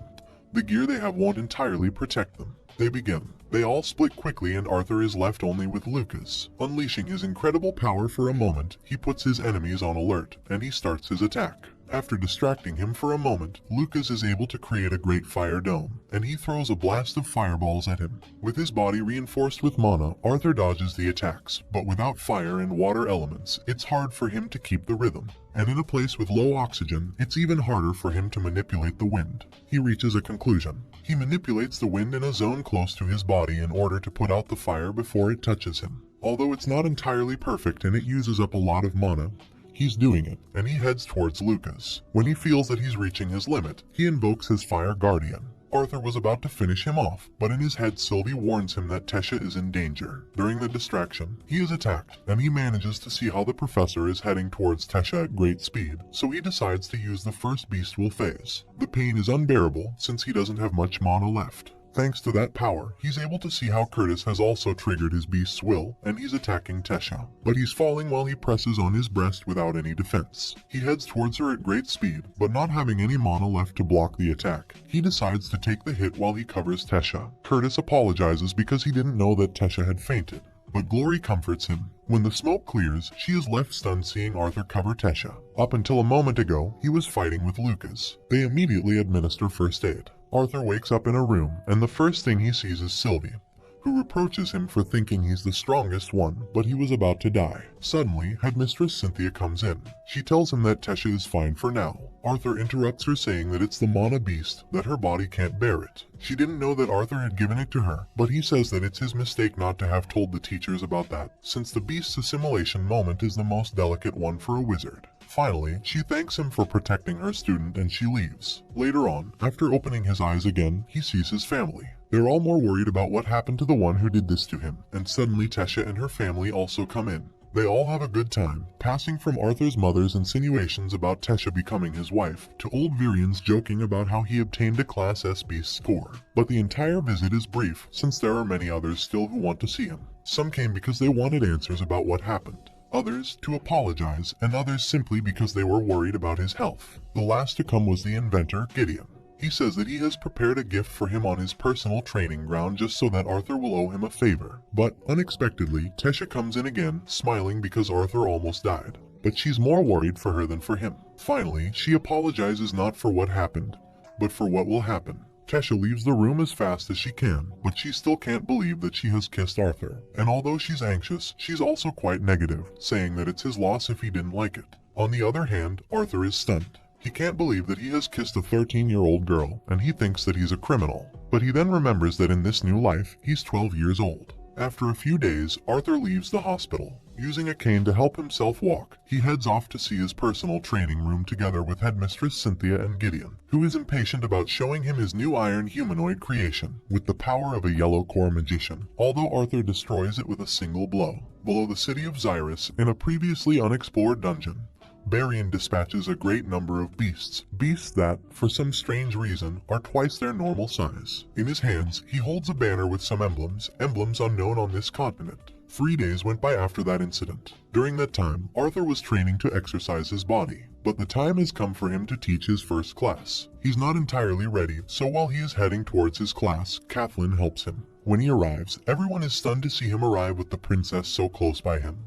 But there are many who don't accept that Arthur should be a professor, so a student challenges him, thinking that anyone who defeats him will be able to become a professor. The rest of the students support him, but it was enough to unleash a bit of his power to shut everyone up. Starting his class, he shoots some basic questions about the way in which conjuring and augmenting wizards use mana. After getting a couple of right answers, he calls 3 conjuring and 3 augmenting wizards, and he makes them cast a spell. He then orders the augmenting wizards to shoot the spell and the conjuring ones to absorb it, something which makes no sense to anyone, since it's common knowledge that once a spell has been cast, it's impossible for a conjurer to absorb it, or for an augmenting wizard to shoot it. But Arthur gives them a small demonstration. Being an augmenting wizard, he shoots a wind spell with a descending potential, which leaves everyone stunned. He then calls the rest of the students to try. The only one who got close to doing it was Kathleen. When his class ended, many left frustrated, and many others left wanting to try it again.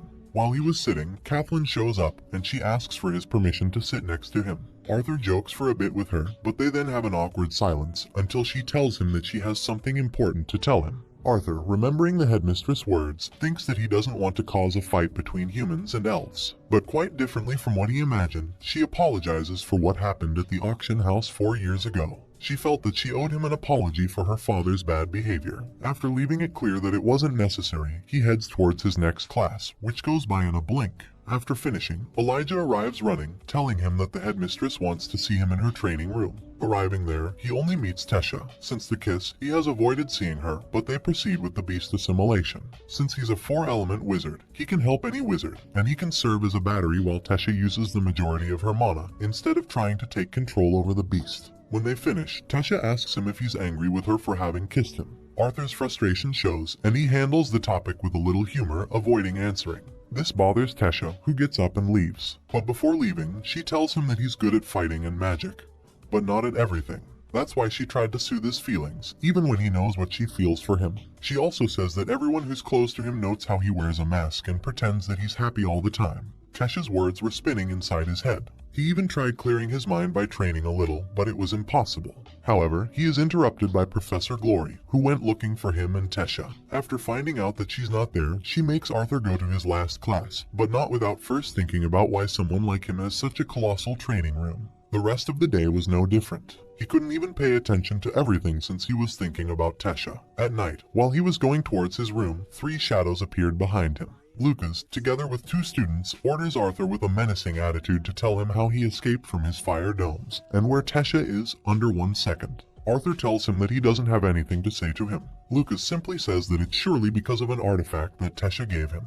At that moment, Manhwa, one of his companions, starts exuding mana uncontrollably while he says that he used the same tricks to seduce Princess Kathleen, and that she only deserves a nobleman like him, since she picked up his handkerchief. Lucas only smiles while he watches him go insane, and he then attacks Arthur. His strength is above normal, and his mana fluctuation is abnormal. Lucas, acting like the victim and washing his hands off the situation, retreats. Arthur tries to protect himself with a wind shield, but it's useless. Manhwa has completely lost his mind. While Arthur was considering what to do, Sylvie transforms into her dragon form and leaves him unconscious with a single blow. Claire then arrives, and uncovering his back, some glowing mana runes can be seen running down Manhwa's back. Next, Claire tells him that he's not the first one. While he was recovering, there was a similar case, and as they are entering the headmistress' office to inform her of what happened, they come across 2 other people. These are Spears Baron and Aaliyah. After exchanging a few words with Cynthia, Baron's eyes meet Arthur when he's exiting. Sylvie warns him that both are too strong. After explaining everything that happened to Cynthia, Arthur suspects that she knows something about the marks, but she doesn't reveal any information. After telling her that the discipline committee members will do some patrolling after classes, they leave. While he is on his way, he sees how Lucas is being rebuked by his brother, Spear Baron, so he decides to hide in order to spy them for a moment. If he wants to kill Lucas, he must first become stronger to defend himself from Baron, and he releases a bloodthirst. With no time to react, Spear Aaliyah puts her weapon on his neck, and she comments that that is a fairly strong bloodthirst, but he won't be able to do anything to Baron, even if he is a 2-element wizard. She also tells him that he's one of the most powerful spears, and that there is a great difference between them even though she's also a white core wizard. Before parting, she says that if her brother was still alive he would be his age, and she strokes him lightly on the head. On the following day, the discipline committee members have a meeting where it is announced that Manhwa died. They weren't able to control his mana loss. However, they are certain that the marks on his back had something to do with it. But no information was revealed to them, and they organized new groups to patrol at night. Later, that same day, after falling asleep in Gideon's class, he reproaches Sylvie for not waking him up to go to his next class. When he arrives, Professor Glory says that she won't take any risks until he's healed entirely, so she makes him rest in a booth, where he meets Tesha. Tesha breaks the ice, saying that he doesn't have to give any explanations. She overreached and she said things that she shouldn't say. Arthur tells her that it's easier to deal with magic and with training than with feelings, since feelings can't be trained, and also that he can't have a relationship with her. Or at least not for now. Maybe when they're older. Tesha then jokes, telling him that if he's not sure, she will wait for him, and she asks him if she can trust him, telling him that she won't go out with anyone else. Arthur tells her only to give him some time, and he kisses her on the forehead. He keeps a poker face the rest of the day, and Sylvie makes fun of him. On the other hand, Tesha is also thinking about the kiss, and she pictures what their children would be like. At night, when they were on patrol, Arthur and Theo catch 2 students who were scribbling on the walls with messages against elves and dwarves. As soon as Theo left with the 2 captives, Arthur felt someone's presence, and he hid. Looking at the stranger, he noticed the runes on his back, and he went quickly after him, following him closely so that he would lead him to his lair. But Kai's appearance foils his goal, since the latter screams his name and alerts the other student. However, at that same moment, his transmission dagger turns on. It's a help signal from Theo. Arthur is already suspicious about Kai, but he will look into that some other time. Curtis and Dordri arrive with Theo. He says that someone attacked him from behind and left him unconscious, but he was able to wound his assailant in the arm. It must be someone strong to be able to knock out someone like him. Remembering his encounter with Kai, he had a bandage on his hand. The next day, he wasn't able to pay attention in his classes, since everything seemed suspicious to him, including Kai's demeanor. Despite searching again, they didn't find anything. but he was able to clear his mind while he was helping Tesha with the assimilation of her mana beast. They then had a good time together, but they're interrupted by the headmistress, who comes in with various wounds. Tesha runs to help her, but she says that it's nothing. She just had an encounter in order to release stress. Arthur has been suspecting for some time that she's hiding something, but he doesn't know if it's good or bad. Spears Aaliyah, Baron, and the strongest one, Vere, have an emergency meeting to take new measures. The piece of cloth that Baron found is made of a mana beast that is either unknown or from another continent. But the most unusual thing is the diversion of large bloodworm packs, from which it follows that something made them change course. Aaliyah, as one of the best sensory wizards, will be tasked with investigating. On the following day, Elijah is training with Toby. He throws some rock spikes at him, but Toby dodges them, and before making another move, Elijah manages to knock him down. When he thought he was done, the automaton throws a fire spell at him, but Arthur saves him with a direct hit, and he says that Gideon sneaks in at night to add new features to his creation. Elijah is interested, but he says that doesn't attract girls. Arthur makes fun of him and he throws a wooden spear at him so that he can practice with him. He's impressed by his skill, steady steps, always balanced, moves that take little time, together with his unusual metal magic. He could be a great warrior, but he decides to knock him down and he gives him his hand. Elijah, turning, sees a figure behind Arthur. He had blonde, short hair, and he was wearing a military suit. A storm of feelings starts to consume him: wrath, guilt, rage, envy, treason, all in an instant. The feelings intensify, and he starts to scream, everything being accompanied by a big headache. Arthur tries to help him, but he doesn't know what's happening. Before he can take him to the infirmary, he decides to get up and tell him that he will see him in the room. Days go by, and each day when he wakes up, he tries to spend a good time with the new people that he has met. But the only one who has changed is Elijah. From that day on, he appears distant, and it seems as if he's upset at Arthur all the time. Even Sylvie notices. After helping Tesha with her assimilation, she's confident about the dungeon raid that they will do the next day. But Arthur warns her not to be too confident. She hasn't recovered all her strength yet, and it may be dangerous. Although he was joking, she tells him not to treat her like a girl. But Arthur reminds her of his words when he met her. She throws him over and she starts hitting him while on top of him.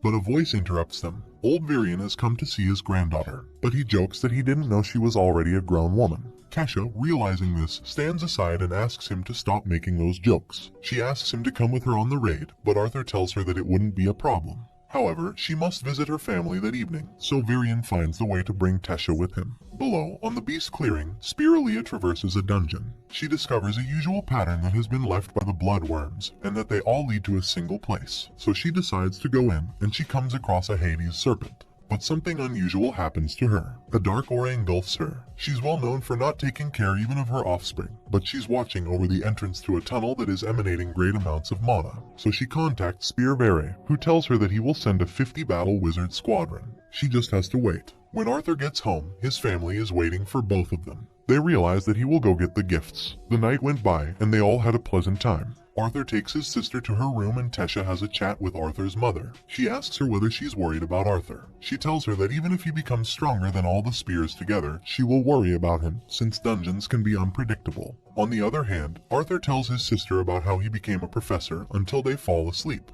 When they arrive at the beast's clearing, Sylvie tells Arthur that she's going hunting. In that way, they all go into the dungeon. Entering, Arthur notices that he doesn't need to cover his body in mana to avoid the cold, thanks to his new beast will. But there's something weird in that dungeon. They don't find any beasts on the first 2 levels. When Professor Glory was thinking about exiting, a large number of trackers appeared in front of them, which forced them to retreat. However, Lucas is reluctant to retreat, and he shoots an attack next to Glory, and they all are in agreement with him in order to test their skills. So they form small combat groups. Although they don't have troubles, they're unused to long battles, and the number of roamers doesn't decrease. So Glory orders again a retreat, but 2 beasts of great size appear in front of them. Glory launches into attack to win time, and she orders Arthur to find an exit path. So with the help of Summer's spell, they create a path. But they have another problem. A large amount of rocks is covering the exit, and if that weren't enough, the beast's stench is building up, and they are running out of oxygen in a closed space. That's why she cautions not to use fire.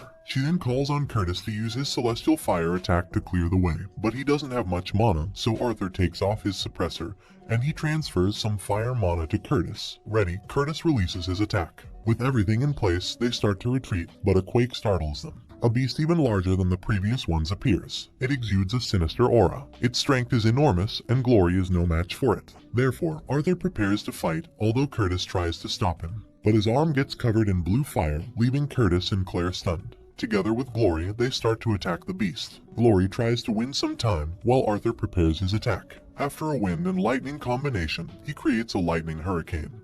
But his arm gets dislocated. The attack did have an effect, but not the one he expected. The beast is still attacking them, so Glory takes Arthur away.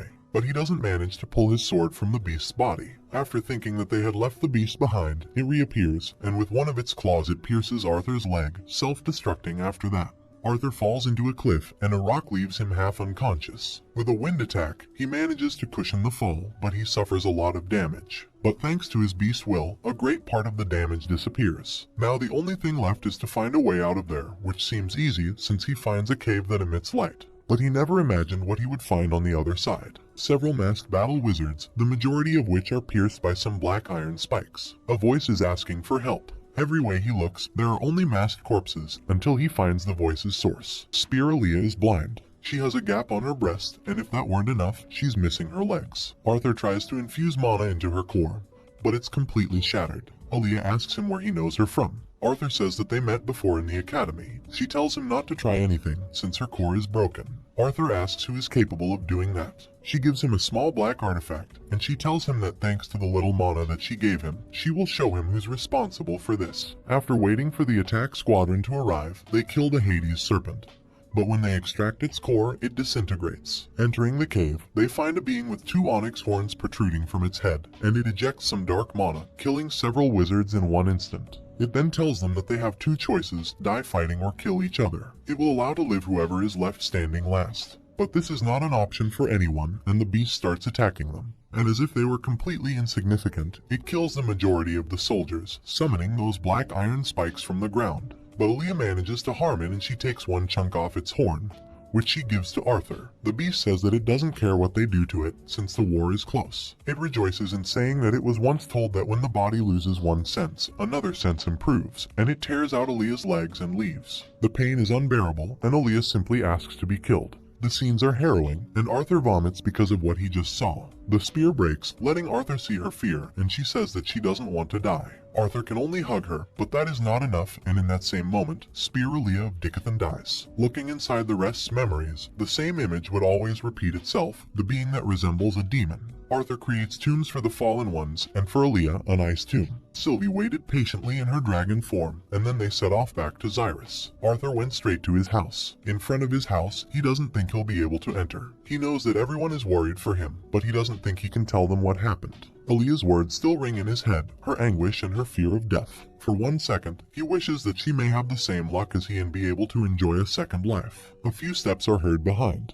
It's his father, who tells him that he doesn't have to explain anything. Life is not a single battle. It's fine to lose sometimes and learn from that to stand up again, and be able to become stronger to win the war. And for the first time in a long time, Arthur yields to his feelings and he starts crying under the night aurora of Xyrus. Next morning, at the academy, he gives Headmistress Cynthia Aaliyah's medallion. The horror in her face is quite evident, and she asks if he saw the one who did this. When Arthur says no, she tells him not to get further into this. It's already in the council and the other spear's hands. Arthur decides to take the day off and he goes shopping with his family. But it's evident in his face that not everything is fine, so he asks where the closest magic artifact shop is located in order to clear his mind. Tabitha tells him that a few streets up there is a famous elixir shop. But when he gets there, he finds a sordid establishment. But a voice puts him on alert. An old man is sitting on the floor and he asks him for a coin. And in an instant, he snatches the coin away from him. And when he tells him that that's not the one that he wanted, the old man disappears. When he tries to open the door, he must use a great amount of mana. Inside was the same old man from a moment ago. He tells him that he can pick something of the same value as the coin. And despite looking in every corner, he doesn't find anything that persuades him. But a small cat draws his attention. Its eyes seem to come from another galaxy, and just as fast as it appeared, it went away. At that point, Sylvie arrives, and the old man is left in trance looking at her. Not finding anything that interests him, Arthur decides to leave. But the old man gives him a small white orb, and he tells him that he'll need it later. Leaving, they come across the cat again, which smiles at both of them before leaving. Underneath the Xyrus Academy, Lucas is welcomed into a small nobleman cult that opposes the union with the elves and the dwarves, so they treat Lucas with contempt. but before they can do anything, their leader incinerates them. Lucas is interested in him since he can't feel his core's color. He tells him that he needs him for his plan to succeed, since he's got the council and the headmistress busy. He only needs him for his plan to be perfect. He offers him the same marks that Manhwa had. He was weak. If he accepts, he'll be able to beat Arthur Lewin. Arthur is received by Elijah with a hug when he arrives at the academy. He was worried about him, but not just him. Claire and Curtis sustain slight wounds, and Tesha is in her training room, so he decides to go. While he's getting close, he feels Tesha's out-of-control mana. Virian was next to her, but Tesha is wrapped in a vine cocoon that starts to attack Arthur. It seems like the mana beast is taking control over Tesha's core, and it resents Arthur for having killed it. But when he wanted to unsheath its sword from its ring, the only thing that comes out is the white orb that the old man gave to him, and it goes inside Tesha's body, who gets her mana overflow under control. After taking her to the infirmary, she says that she's fine,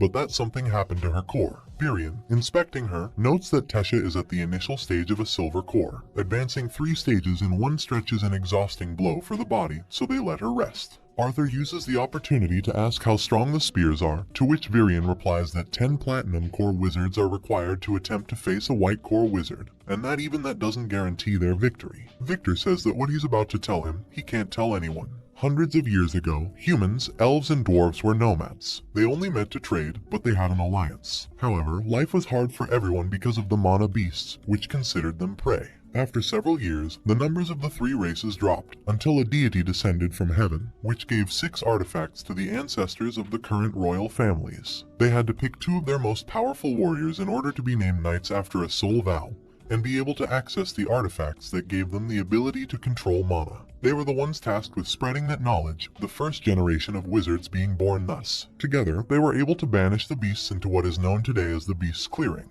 Then, they all took different paths. After several generations, their descendants forgot about their alliances, which triggered the war from 100 years back. But the spears have always been in hiding and close to the royal families. However, their existence was only made public because of the discovery of the new continent, in order to give hope to the population and calm them. But should it be revealed that there are artifacts capable of creating white core wizards, there would be chaos among the families that want power. He also reveals that Sylvie is a deity, but she's not the sort of thing considered a deity by religious texts. Instead, she is a being capable of harmonizing entirely with mana. Such beings are capable of attaining unreachable power levels. He also gives him a warning. The world is changing and he must be ready for the role that such a change will play. Arthur heads to the old artifact shop's location, but the shop has disappeared. Instead, he finds another orb and a note, which tells him to go to the transport portal to Elenwar. Next morning, after having breakfast with his family, he heads towards the portal, but when enters, something weird happens. Some mana-binds trap him and drag him to a dark place. Sylvie transmits her fear to him, but a great amount of mana makes them lean.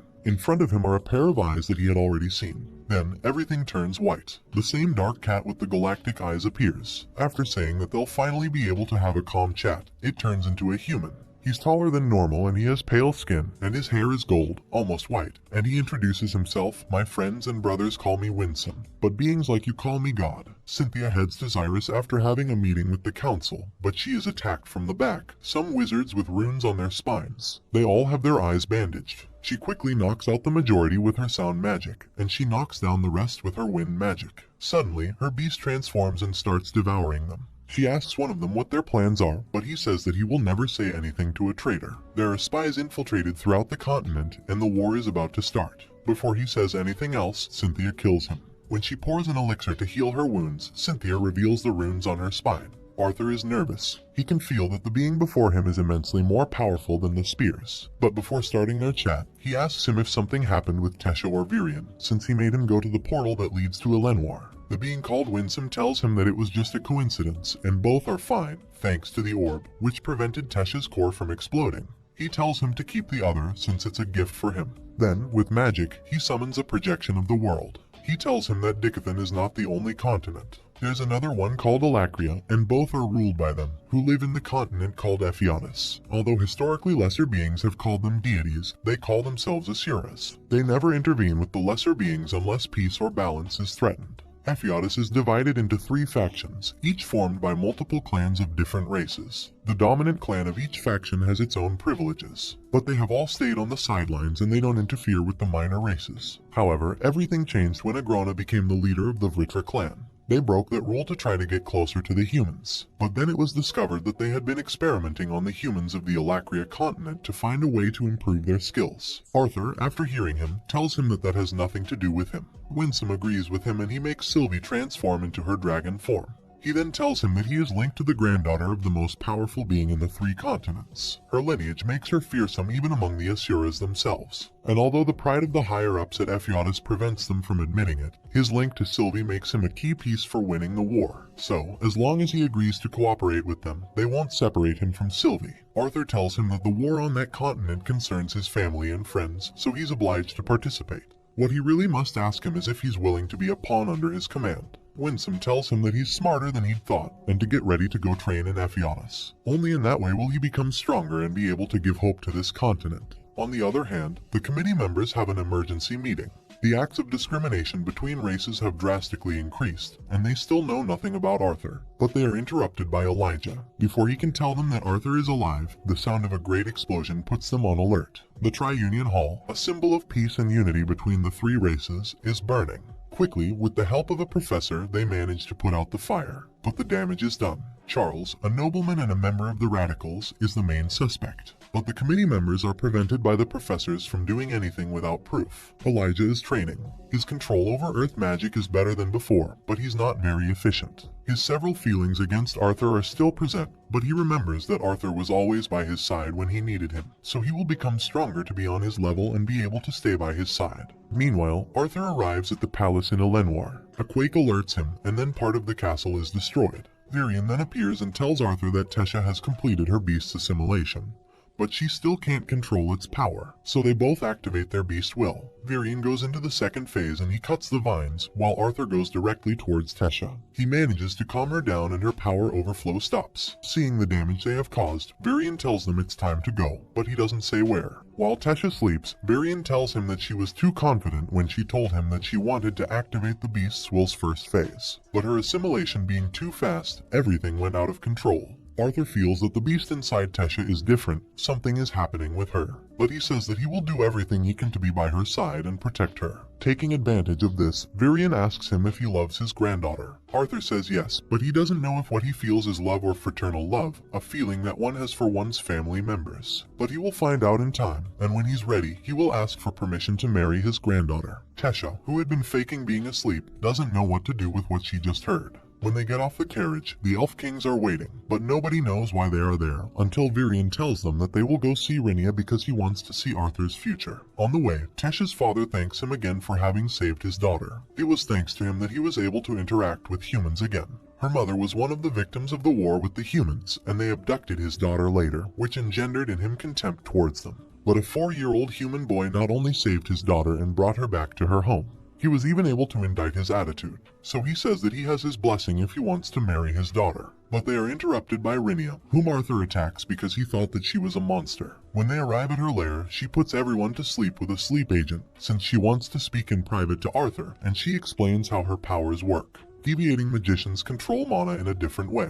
They don't use the environment mana, they use their own mana reserves. One example is his mother. Her healing spell is very different from the rest, but for diviners, it's even stronger. They don't use mana to see the future. Each time they see the future, their lifespan is reduced. Her sister Rhaenyra, Virion's wife, was an even more powerful diviner than her. She came to be the pride of all Elenoir. After marrying Virion, a beautiful future awaited them, or that's what they thought. The war between elves and humans was approaching its end.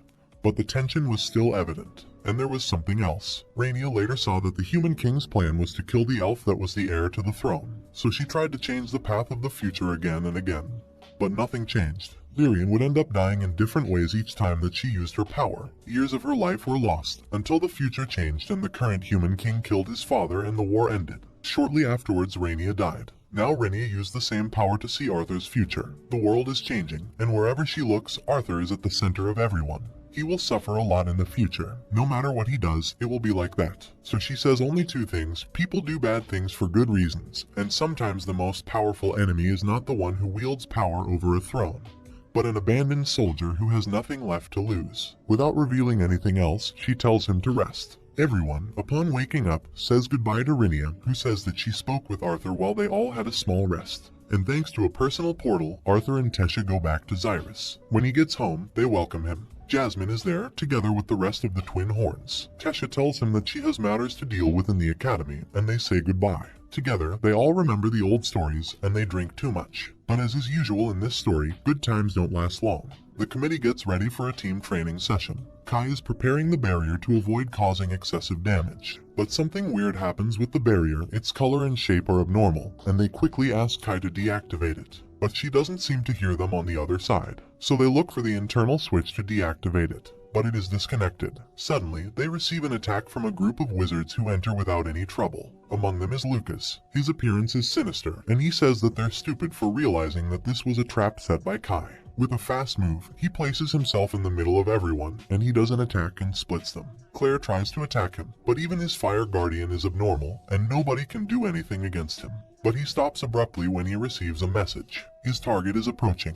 Claire finds an opening in the barrier, but Kai and Dordrea stay to win time. But outside everything is worse. The students are being attacked by rabid mana beasts. Tesha is arriving at the academy and she feels a tremor. Getting off the carriage, she sees how a large barrier covers the entire academy and her carriage is hit by an attack. Lucas has arrived to capture her. Her body is not entirely well. The beast's magic is under control thanks to the bracelet that Rinia gave her, but that's also suppressing her mana, so no attacks will affect Lucas. He tells her that she looks better silent, and that in time, she may like him more than her boyfriend. Tesha realizes that his plan is to capture her and use her as bait to attract Arthur, so she tries to buy time and she removes the bracelet. The mana goes out of control, and it manages to harm him. But that is not enough, since Lucas expels fire mana and he manages to knock her down. He then grabs Tesha by the hair and he drags her into the barrier. Inside, Elijah fights several mana beasts, but things become complicated for him since he's attacked from all sides. But he pierces them with his ground spikes. The hooded fiends are only attacking the elves and dwarves, and they force the humans to join them to avoid having their core destroyed as a punishment. Among them there are also some professors. Elijah and Curtis manage to make them flee, but a voice transmission alerts them, and it calls everyone to gather in front of the clock building. When they arrive, there are several wounded and dead people. Desperation took hold of everyone. Inside a barrier, the revolutionaries' leader tells them that he doesn't understand why they want to fight after the deaths they have witnessed, and he throws something at them. It's Dordrea's head. Elijah throws up and he can't believe what he's seeing.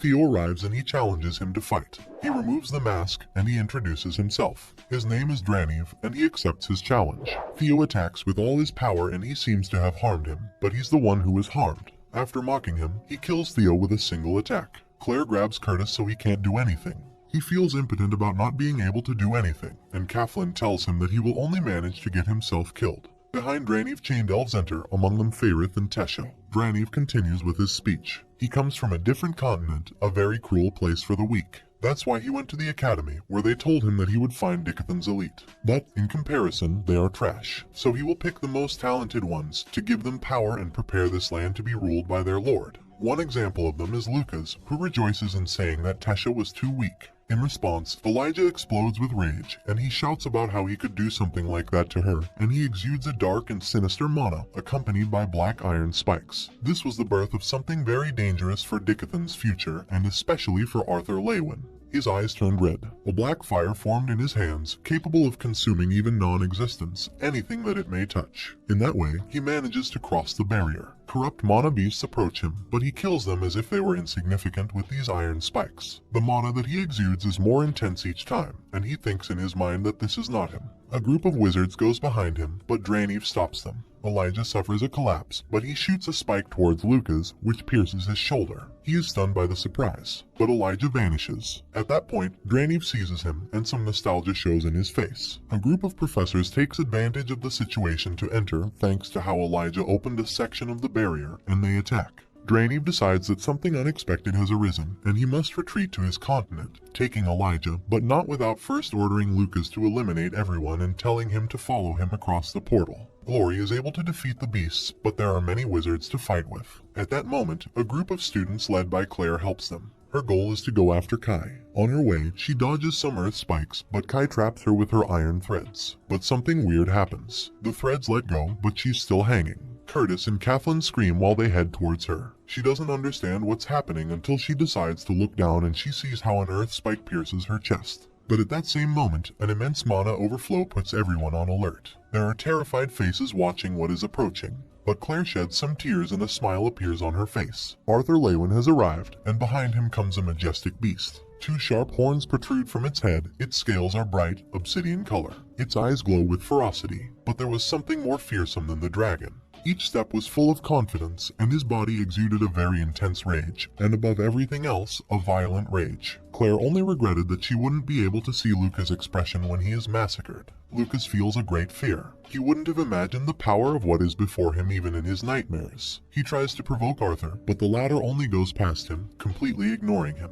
The first thing he does is check Tesh's vitals, but Lucas continues provoking him. Sylvie responds with a roar, but Arthur continues ignoring him. He decides to go face him, but he stops abruptly. He started to feel an irrational fear. Arthur finally shifts his attention to him. He tells him that he always thought of him as a worm who wasn't worth killing. But if that worm decides to be a nuisance, even the greatest saint wouldn't hesitate to crush him. Lucas felt how a force was seizing him. He can't believe that after what happened, Arthur is still stronger than him. So he summons two weird fireballs and he throws them. Arthur triggers his Beast Will's second phase and, with his hand, he counters the attack with a bluish fire. Lucas summons a blue fire spear, but Arthur seizes it. In his right hand, he shoots a black beam which hits Lucas directly and makes him lose an arm. With no time to suffer, Arthur, with his left hand, takes his remaining arm and he freezes it until it shatters into 1,000 pieces. Arthur keeps ignoring any word that comes out of Lucas and he goes on. This time, he destroys his left leg. Lucas, despite his situation, continues in his attempt to unsettle him, and he mentions that Elijah was captured by Draniv. But Arthur says that that is a matter for some other time, and he destroys the last limb of his that remained intact. Since his last life, he hadn't experienced being looked at by everyone because of his dominant strength, the fear, surprise, and admiration. He had forgotten how solitary he was. After he deactivated his beast's will, he felt his body collapse. Lucas cried for his brother, and behind him, there was a flash of mana. 3 spears have just arrived. Lucas dies in front of his brother. Baron succumbs to his rage and he attacks. Arthur doesn't have mana to defend himself, so Sylvie charges against the spears, but Arthur orders her not to attack them. At that moment, Barry captures Sylvie and the dwarf spear. Alfred summons a magma golem that helps in the evacuation. But Baron is in front of Arthur, and he says that death is not enough for someone like him. However, Alfred stops him, and he says that he saved everyone else from his brother's attack. Baron ignores him, and he goes after Arthur, but a golem grabs him from behind. Baron frees himself with a fire and lightning attack, and he's about to kill Arthur. But Barry summons some ice swords and he immobilizes him. He says that a trial will determine his future together with that of the dragon. The evacuation continues. Many lives were lost, and they give first aid to those who need it. Arthur, after being treated, is handcuffed by Vere. But just to be sure, they chain his mana core to prevent him from using magic. Arthur asks them to free his link. Vere looks at him surprised when he learns that this boy has a link with a dragon. Sylvie reverts to her miniature fox form. While he's being transported, misinformation spreads and the nobles blame Arthur for what happened. At that point, his family arrives. Vere gives him permission to speak to them. Arthur tries to calm them down, saying that soon he will clear up this misunderstanding. But in that instant, Vere receives a message from the committee. Under the authority vested in me by the Council of Dickathon, I, Vere Ori, announce the decision taken on the case, which will be put into execution immediately. Arthur Lewin, having committed acts of excessive violence, and having participated in the deplorable events that occurred at the Xyrus Academy, will be deprived of his wizard status, and his core will be confiscated. And until he has been properly tried, he will be put under arrest. After Vere's announcement, Arthur's family can't believe what's happening. Many witnesses wonder why they made that decision. But only Princess Kathleen reproaches the Spears, telling them that he saved all of them, and if he hadn't done something like that, until they arrived, they could all have died. She also says that she will talk to her parents to fix all of this. But Vere shows her the council's scroll with the Kings of Sapin's seal, approving Arthur's arrest, accepting that he can't do anything to persuade Vere. Arthur asks for permission to say goodbye to his family, and he repeats his words, saying that he will leave for some time until he clears up this misunderstanding, trying to calm them down in that way.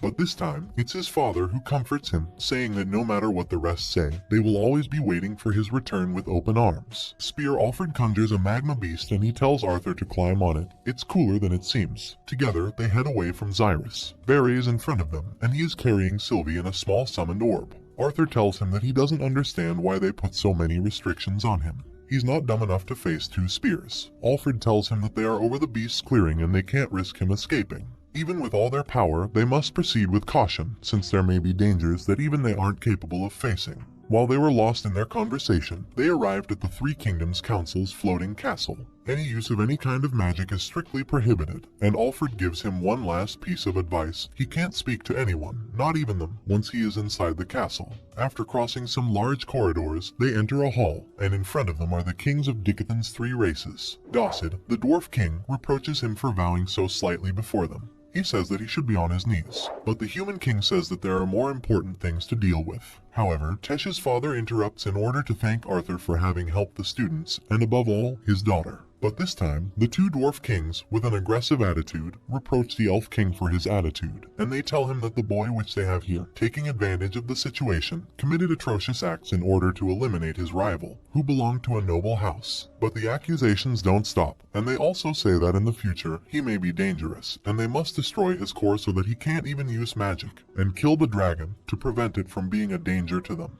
The human kings remain neutral in this respect, saying that they are thankful to him because he also saved their children. But that was not the right way of acting. However, the situation escalates between the two kings. When Arthur wants to say some words, he is ordered to be quiet in an aggressive manner, so much so that Aldun calls his spear so that they will be ready. But the situation comes to a halt, and without being able to defend himself, Arthur is locked in the dungeons. Alfred tells him that he will come regularly to bring him food. Until then, he should adapt to his new home. But a familiar voice gets Arthur's attention. Headmistress Cynthia is also locked. She's been there some days, and she is unaware of the attack at the academy, so he explains to her all that happened. She asks for details, what the leader looked like, and what was Luca's appearance. Arthur tells her everything he knows, and he tells her that he has reached a conclusion about her, but he hopes to be mistaken. Cynthia tells him that she would like to reveal everything, but a sound curse prevents her. Even without saying anything important, the pain is unbearable. In another room in the same castle, King Glader is visited by Dossid. He tells him that he's not following the plan. Glader only tells him that his arguments were so absurd that it was impossible for him to accept them without raising suspicion. He reminds him that he's on his side to protect his family, and he should feel some guilt since he's betraying his entire people. Dossid mocks him, saying that it doesn't matter what they do, this continent is destined to lose the war, and his best choice is to join them, especially given the riches they will obtain, and how they will be able to keep their titles. Gladir says not to compare him to himself, and he stays alone, thinking that he could never be a great wizard, and he was jealous of those in his family who were born with talent for magic. But getting rid of a boy who was born with an exceptional talent for magic will be a great satisfaction to him. Arthur wakes up from a nightmare, and in front of him, Speariah gives him a letter, and she tells him not to say anything. The letter is from the Elf King. In it, the Elf King says that soon the council will declare him and Cynthia guilty for the attack at the academy. She also says that she heard how Glader and Dossid planned to send him off with someone, and not to worry about his family since Virion has sent them to a safe place. She apologizes for not being able to do more for him. The letter vanishes, and just then Baron arrives, saying that the council has made a decision. While they're waiting, Baron taunts him, saying that once his sentence has been pronounced, he will take care of his family as he did with his brother. Arthur mocks him, saying that it's not worth it for a spear to threaten a 13-year-old like that. Also, Luke has accepted voluntarily to be part of that, and to attack his partners. Baron throws him on the floor, and the door to the hall opens, where he manages to hear Cynthia's sentence, public execution. They manage to cross eyes briefly, but his time has come. The Dwarf Kings are the ones in charge of telling him that thanks to their benevolence, he will only lose his position as a wizard, and he will be jailed until further notice. Arthur asks what will happen to his link. Alduin tells him that upon losing his position as a wizard, he also will lose his link with any beast. Dossid also tells him not to worry, his link will be given to a more capable wizard, since a dragon is a rare thing that deserves to be by the side of a worthy wizard. With that, Arthur reaches the conclusion that they are allied with the Vritra clan, and he's taken again to his cell. But there was an unexpected companion there. Winsome was waiting for him, and he's holding Sylvie in his arms. The Dwarf Kings are celebrating that everything is going according to their plan, and that they were the ones selected to be the rulers of Dicothan's rebirth. The Queen asks him if the being that he spoke to was strong, and Dossid says that he was. He had never felt so much fear in his life. He was so powerful that he resembled a god, and he offered him riches and power that he'd never imagined. But someone interrupts them, a being with white hair that has an amethyst-colored eye on his forehead. In his hand, he has the body of a guard with a hole in his breast. He tells him that he was sent to eliminate the parasites, and he releases an intense mana blast. But at that instant, Alfred arrives to protect them. He summons 5 magma golems, but a single move was enough to destroy all of them. So Alfred covers himself with a magma armor, which burns so intensely that it resembles fire, and he goes into the attack. But even with all his power, he's unable to touch the being in front of him, and he's thrown against a wall. The being says that he possesses a power that may be useful for that continent's future, and he approaches him at a great speed, and with a single finger's attack, he leaves the spear out of the fight. He directs his attention towards the kings, but he receives an attack from Spear Micah from behind, who attacks by combining some gravity-based magic and bearing a giant earth hammer. But again, with a single finger, he shoots an attack that immobilizes Micah, and he redirects his attention towards the kings. But Micah gets up and she launches into the attack, intensifying her spells. But she's left stunned when she sees how the three-eye being can move despite being under the most powerful gravity spell that she possesses. In a single instant, he defeated two of the most powerful wizards on the continent.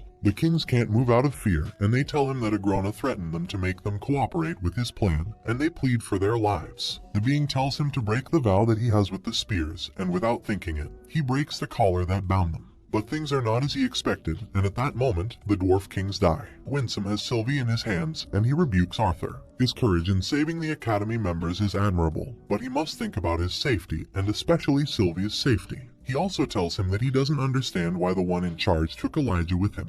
Arthur tells him that when he gets out of there, he will find out. But Winsome again tells him that he's not thinking right about things. Elijah was taken to Alacria, and he's not able to escape from this prison.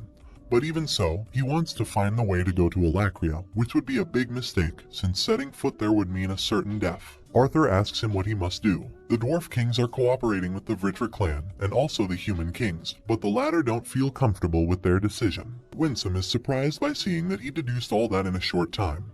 But they are interrupted by Baron, who goes into attack after asking if he is the prisoner's friend. Winsome summons some weird spell in his hand of an amethyst color, and he completely neutralizes the attack. Baron is surprised, but he attacks again. However, it is all again in vain and he falls on his knees. At that instant, Barry arrives, and he orders him not to do anything, since he's before a data, and no matter what he does, he will never be a match for him, and he says that they're waiting for them. When they arrive at the hall, the three remaining kings, Cynthia and the three-eyed being are there. Arthur becomes alert, but Winsome calms him down. When they start their meeting, the being introduces himself. His name is Alden, and he was sent with Winsome to help give them a chance to win the war. He informs them that the traitors have been eliminated, and their spears are under his control, and that any mistaken choice they may have made before will be forgiven. The human kings are paralyzed with fear, but Glader asks, if they are so powerful, why do they not end the war themselves? Alder tells them that a war among Asuras would lead to the world's collapse, and that they made a pact with the Vritra clan and their allies not to attack each other and not to intervene with lesser beings. Arthur asks if their actions against the dwarf kings is not a breach of that pact. Winsome explains that they are being attacked by inhabitants of a continent governed by an Asura, so Agrona is breaking the pact indirectly, but he will try not to become involved further. But Arthur also asks them about the horned beings with a colossal power. Alder shows interest in that, and he explains that those beings were lesser beings like them before, but they obtained their power gradually through constant experiments over the years. Together, they may face an Asura, but their numbers are limited, and Agrona won't risk losing his winning card.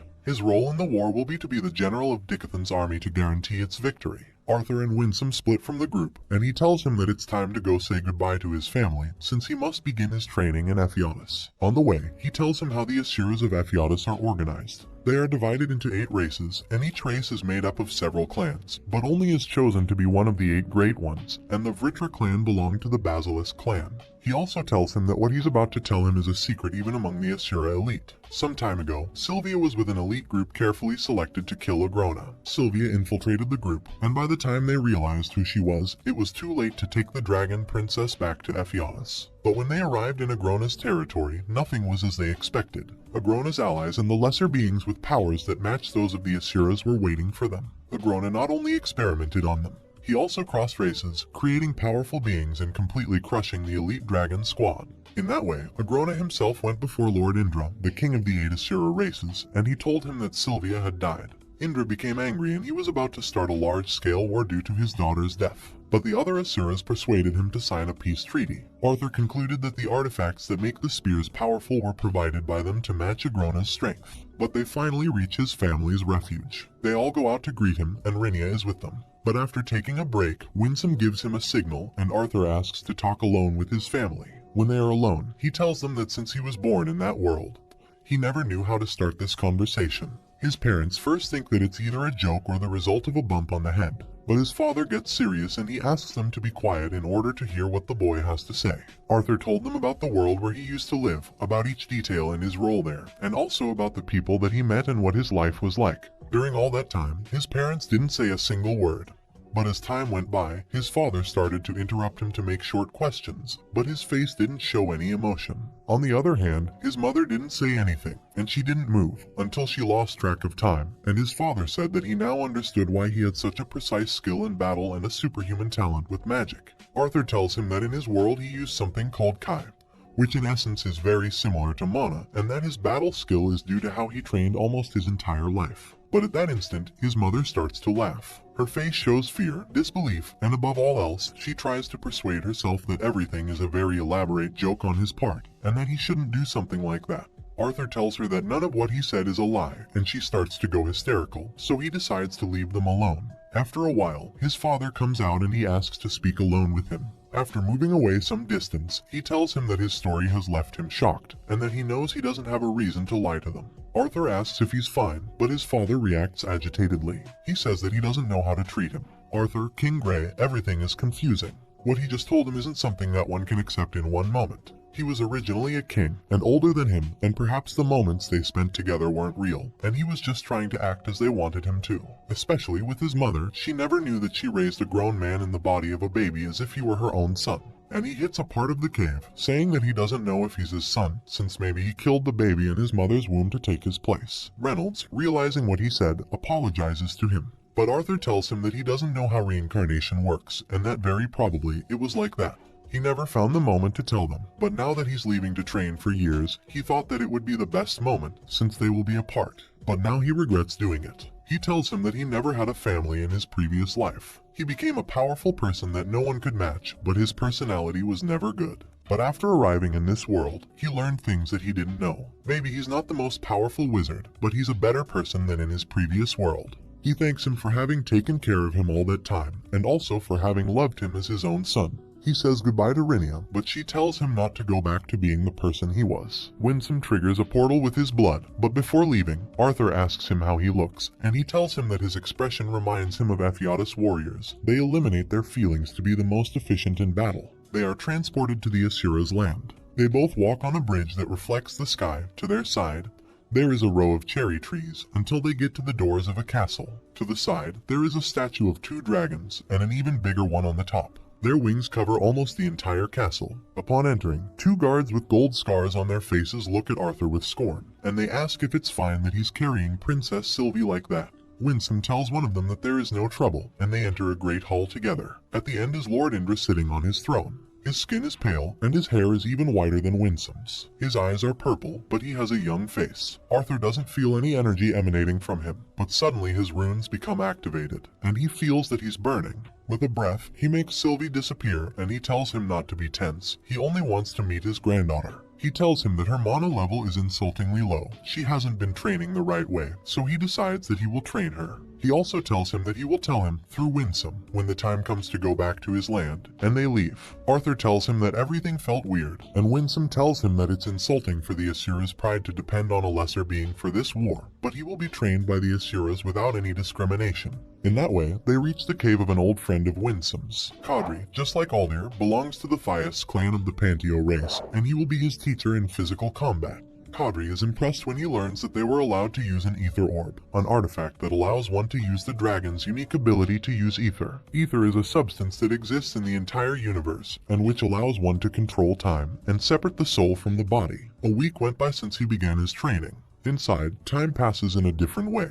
Also, the damage that he suffers doesn't matter. It won't affect his real body, and he can only leave if he dies, something that he did many times. Kadri's training is intense, but he admires his mental strength, since not even young Asuras can stand the feeling of being constantly murdered. But he makes him rest for short periods of time, since if he lingers for too long, his real body will react to death merely as a pain caused by a cut, which can be dangerous. He also tells him that he will turn him into a great warrior, not only relative to the human standards, but also among Asuras themselves. He constantly exposes him to a force known as the King's Force, which leaves him paralyzed by fear. A month has passed outside, but inside, he has been training for 1 year.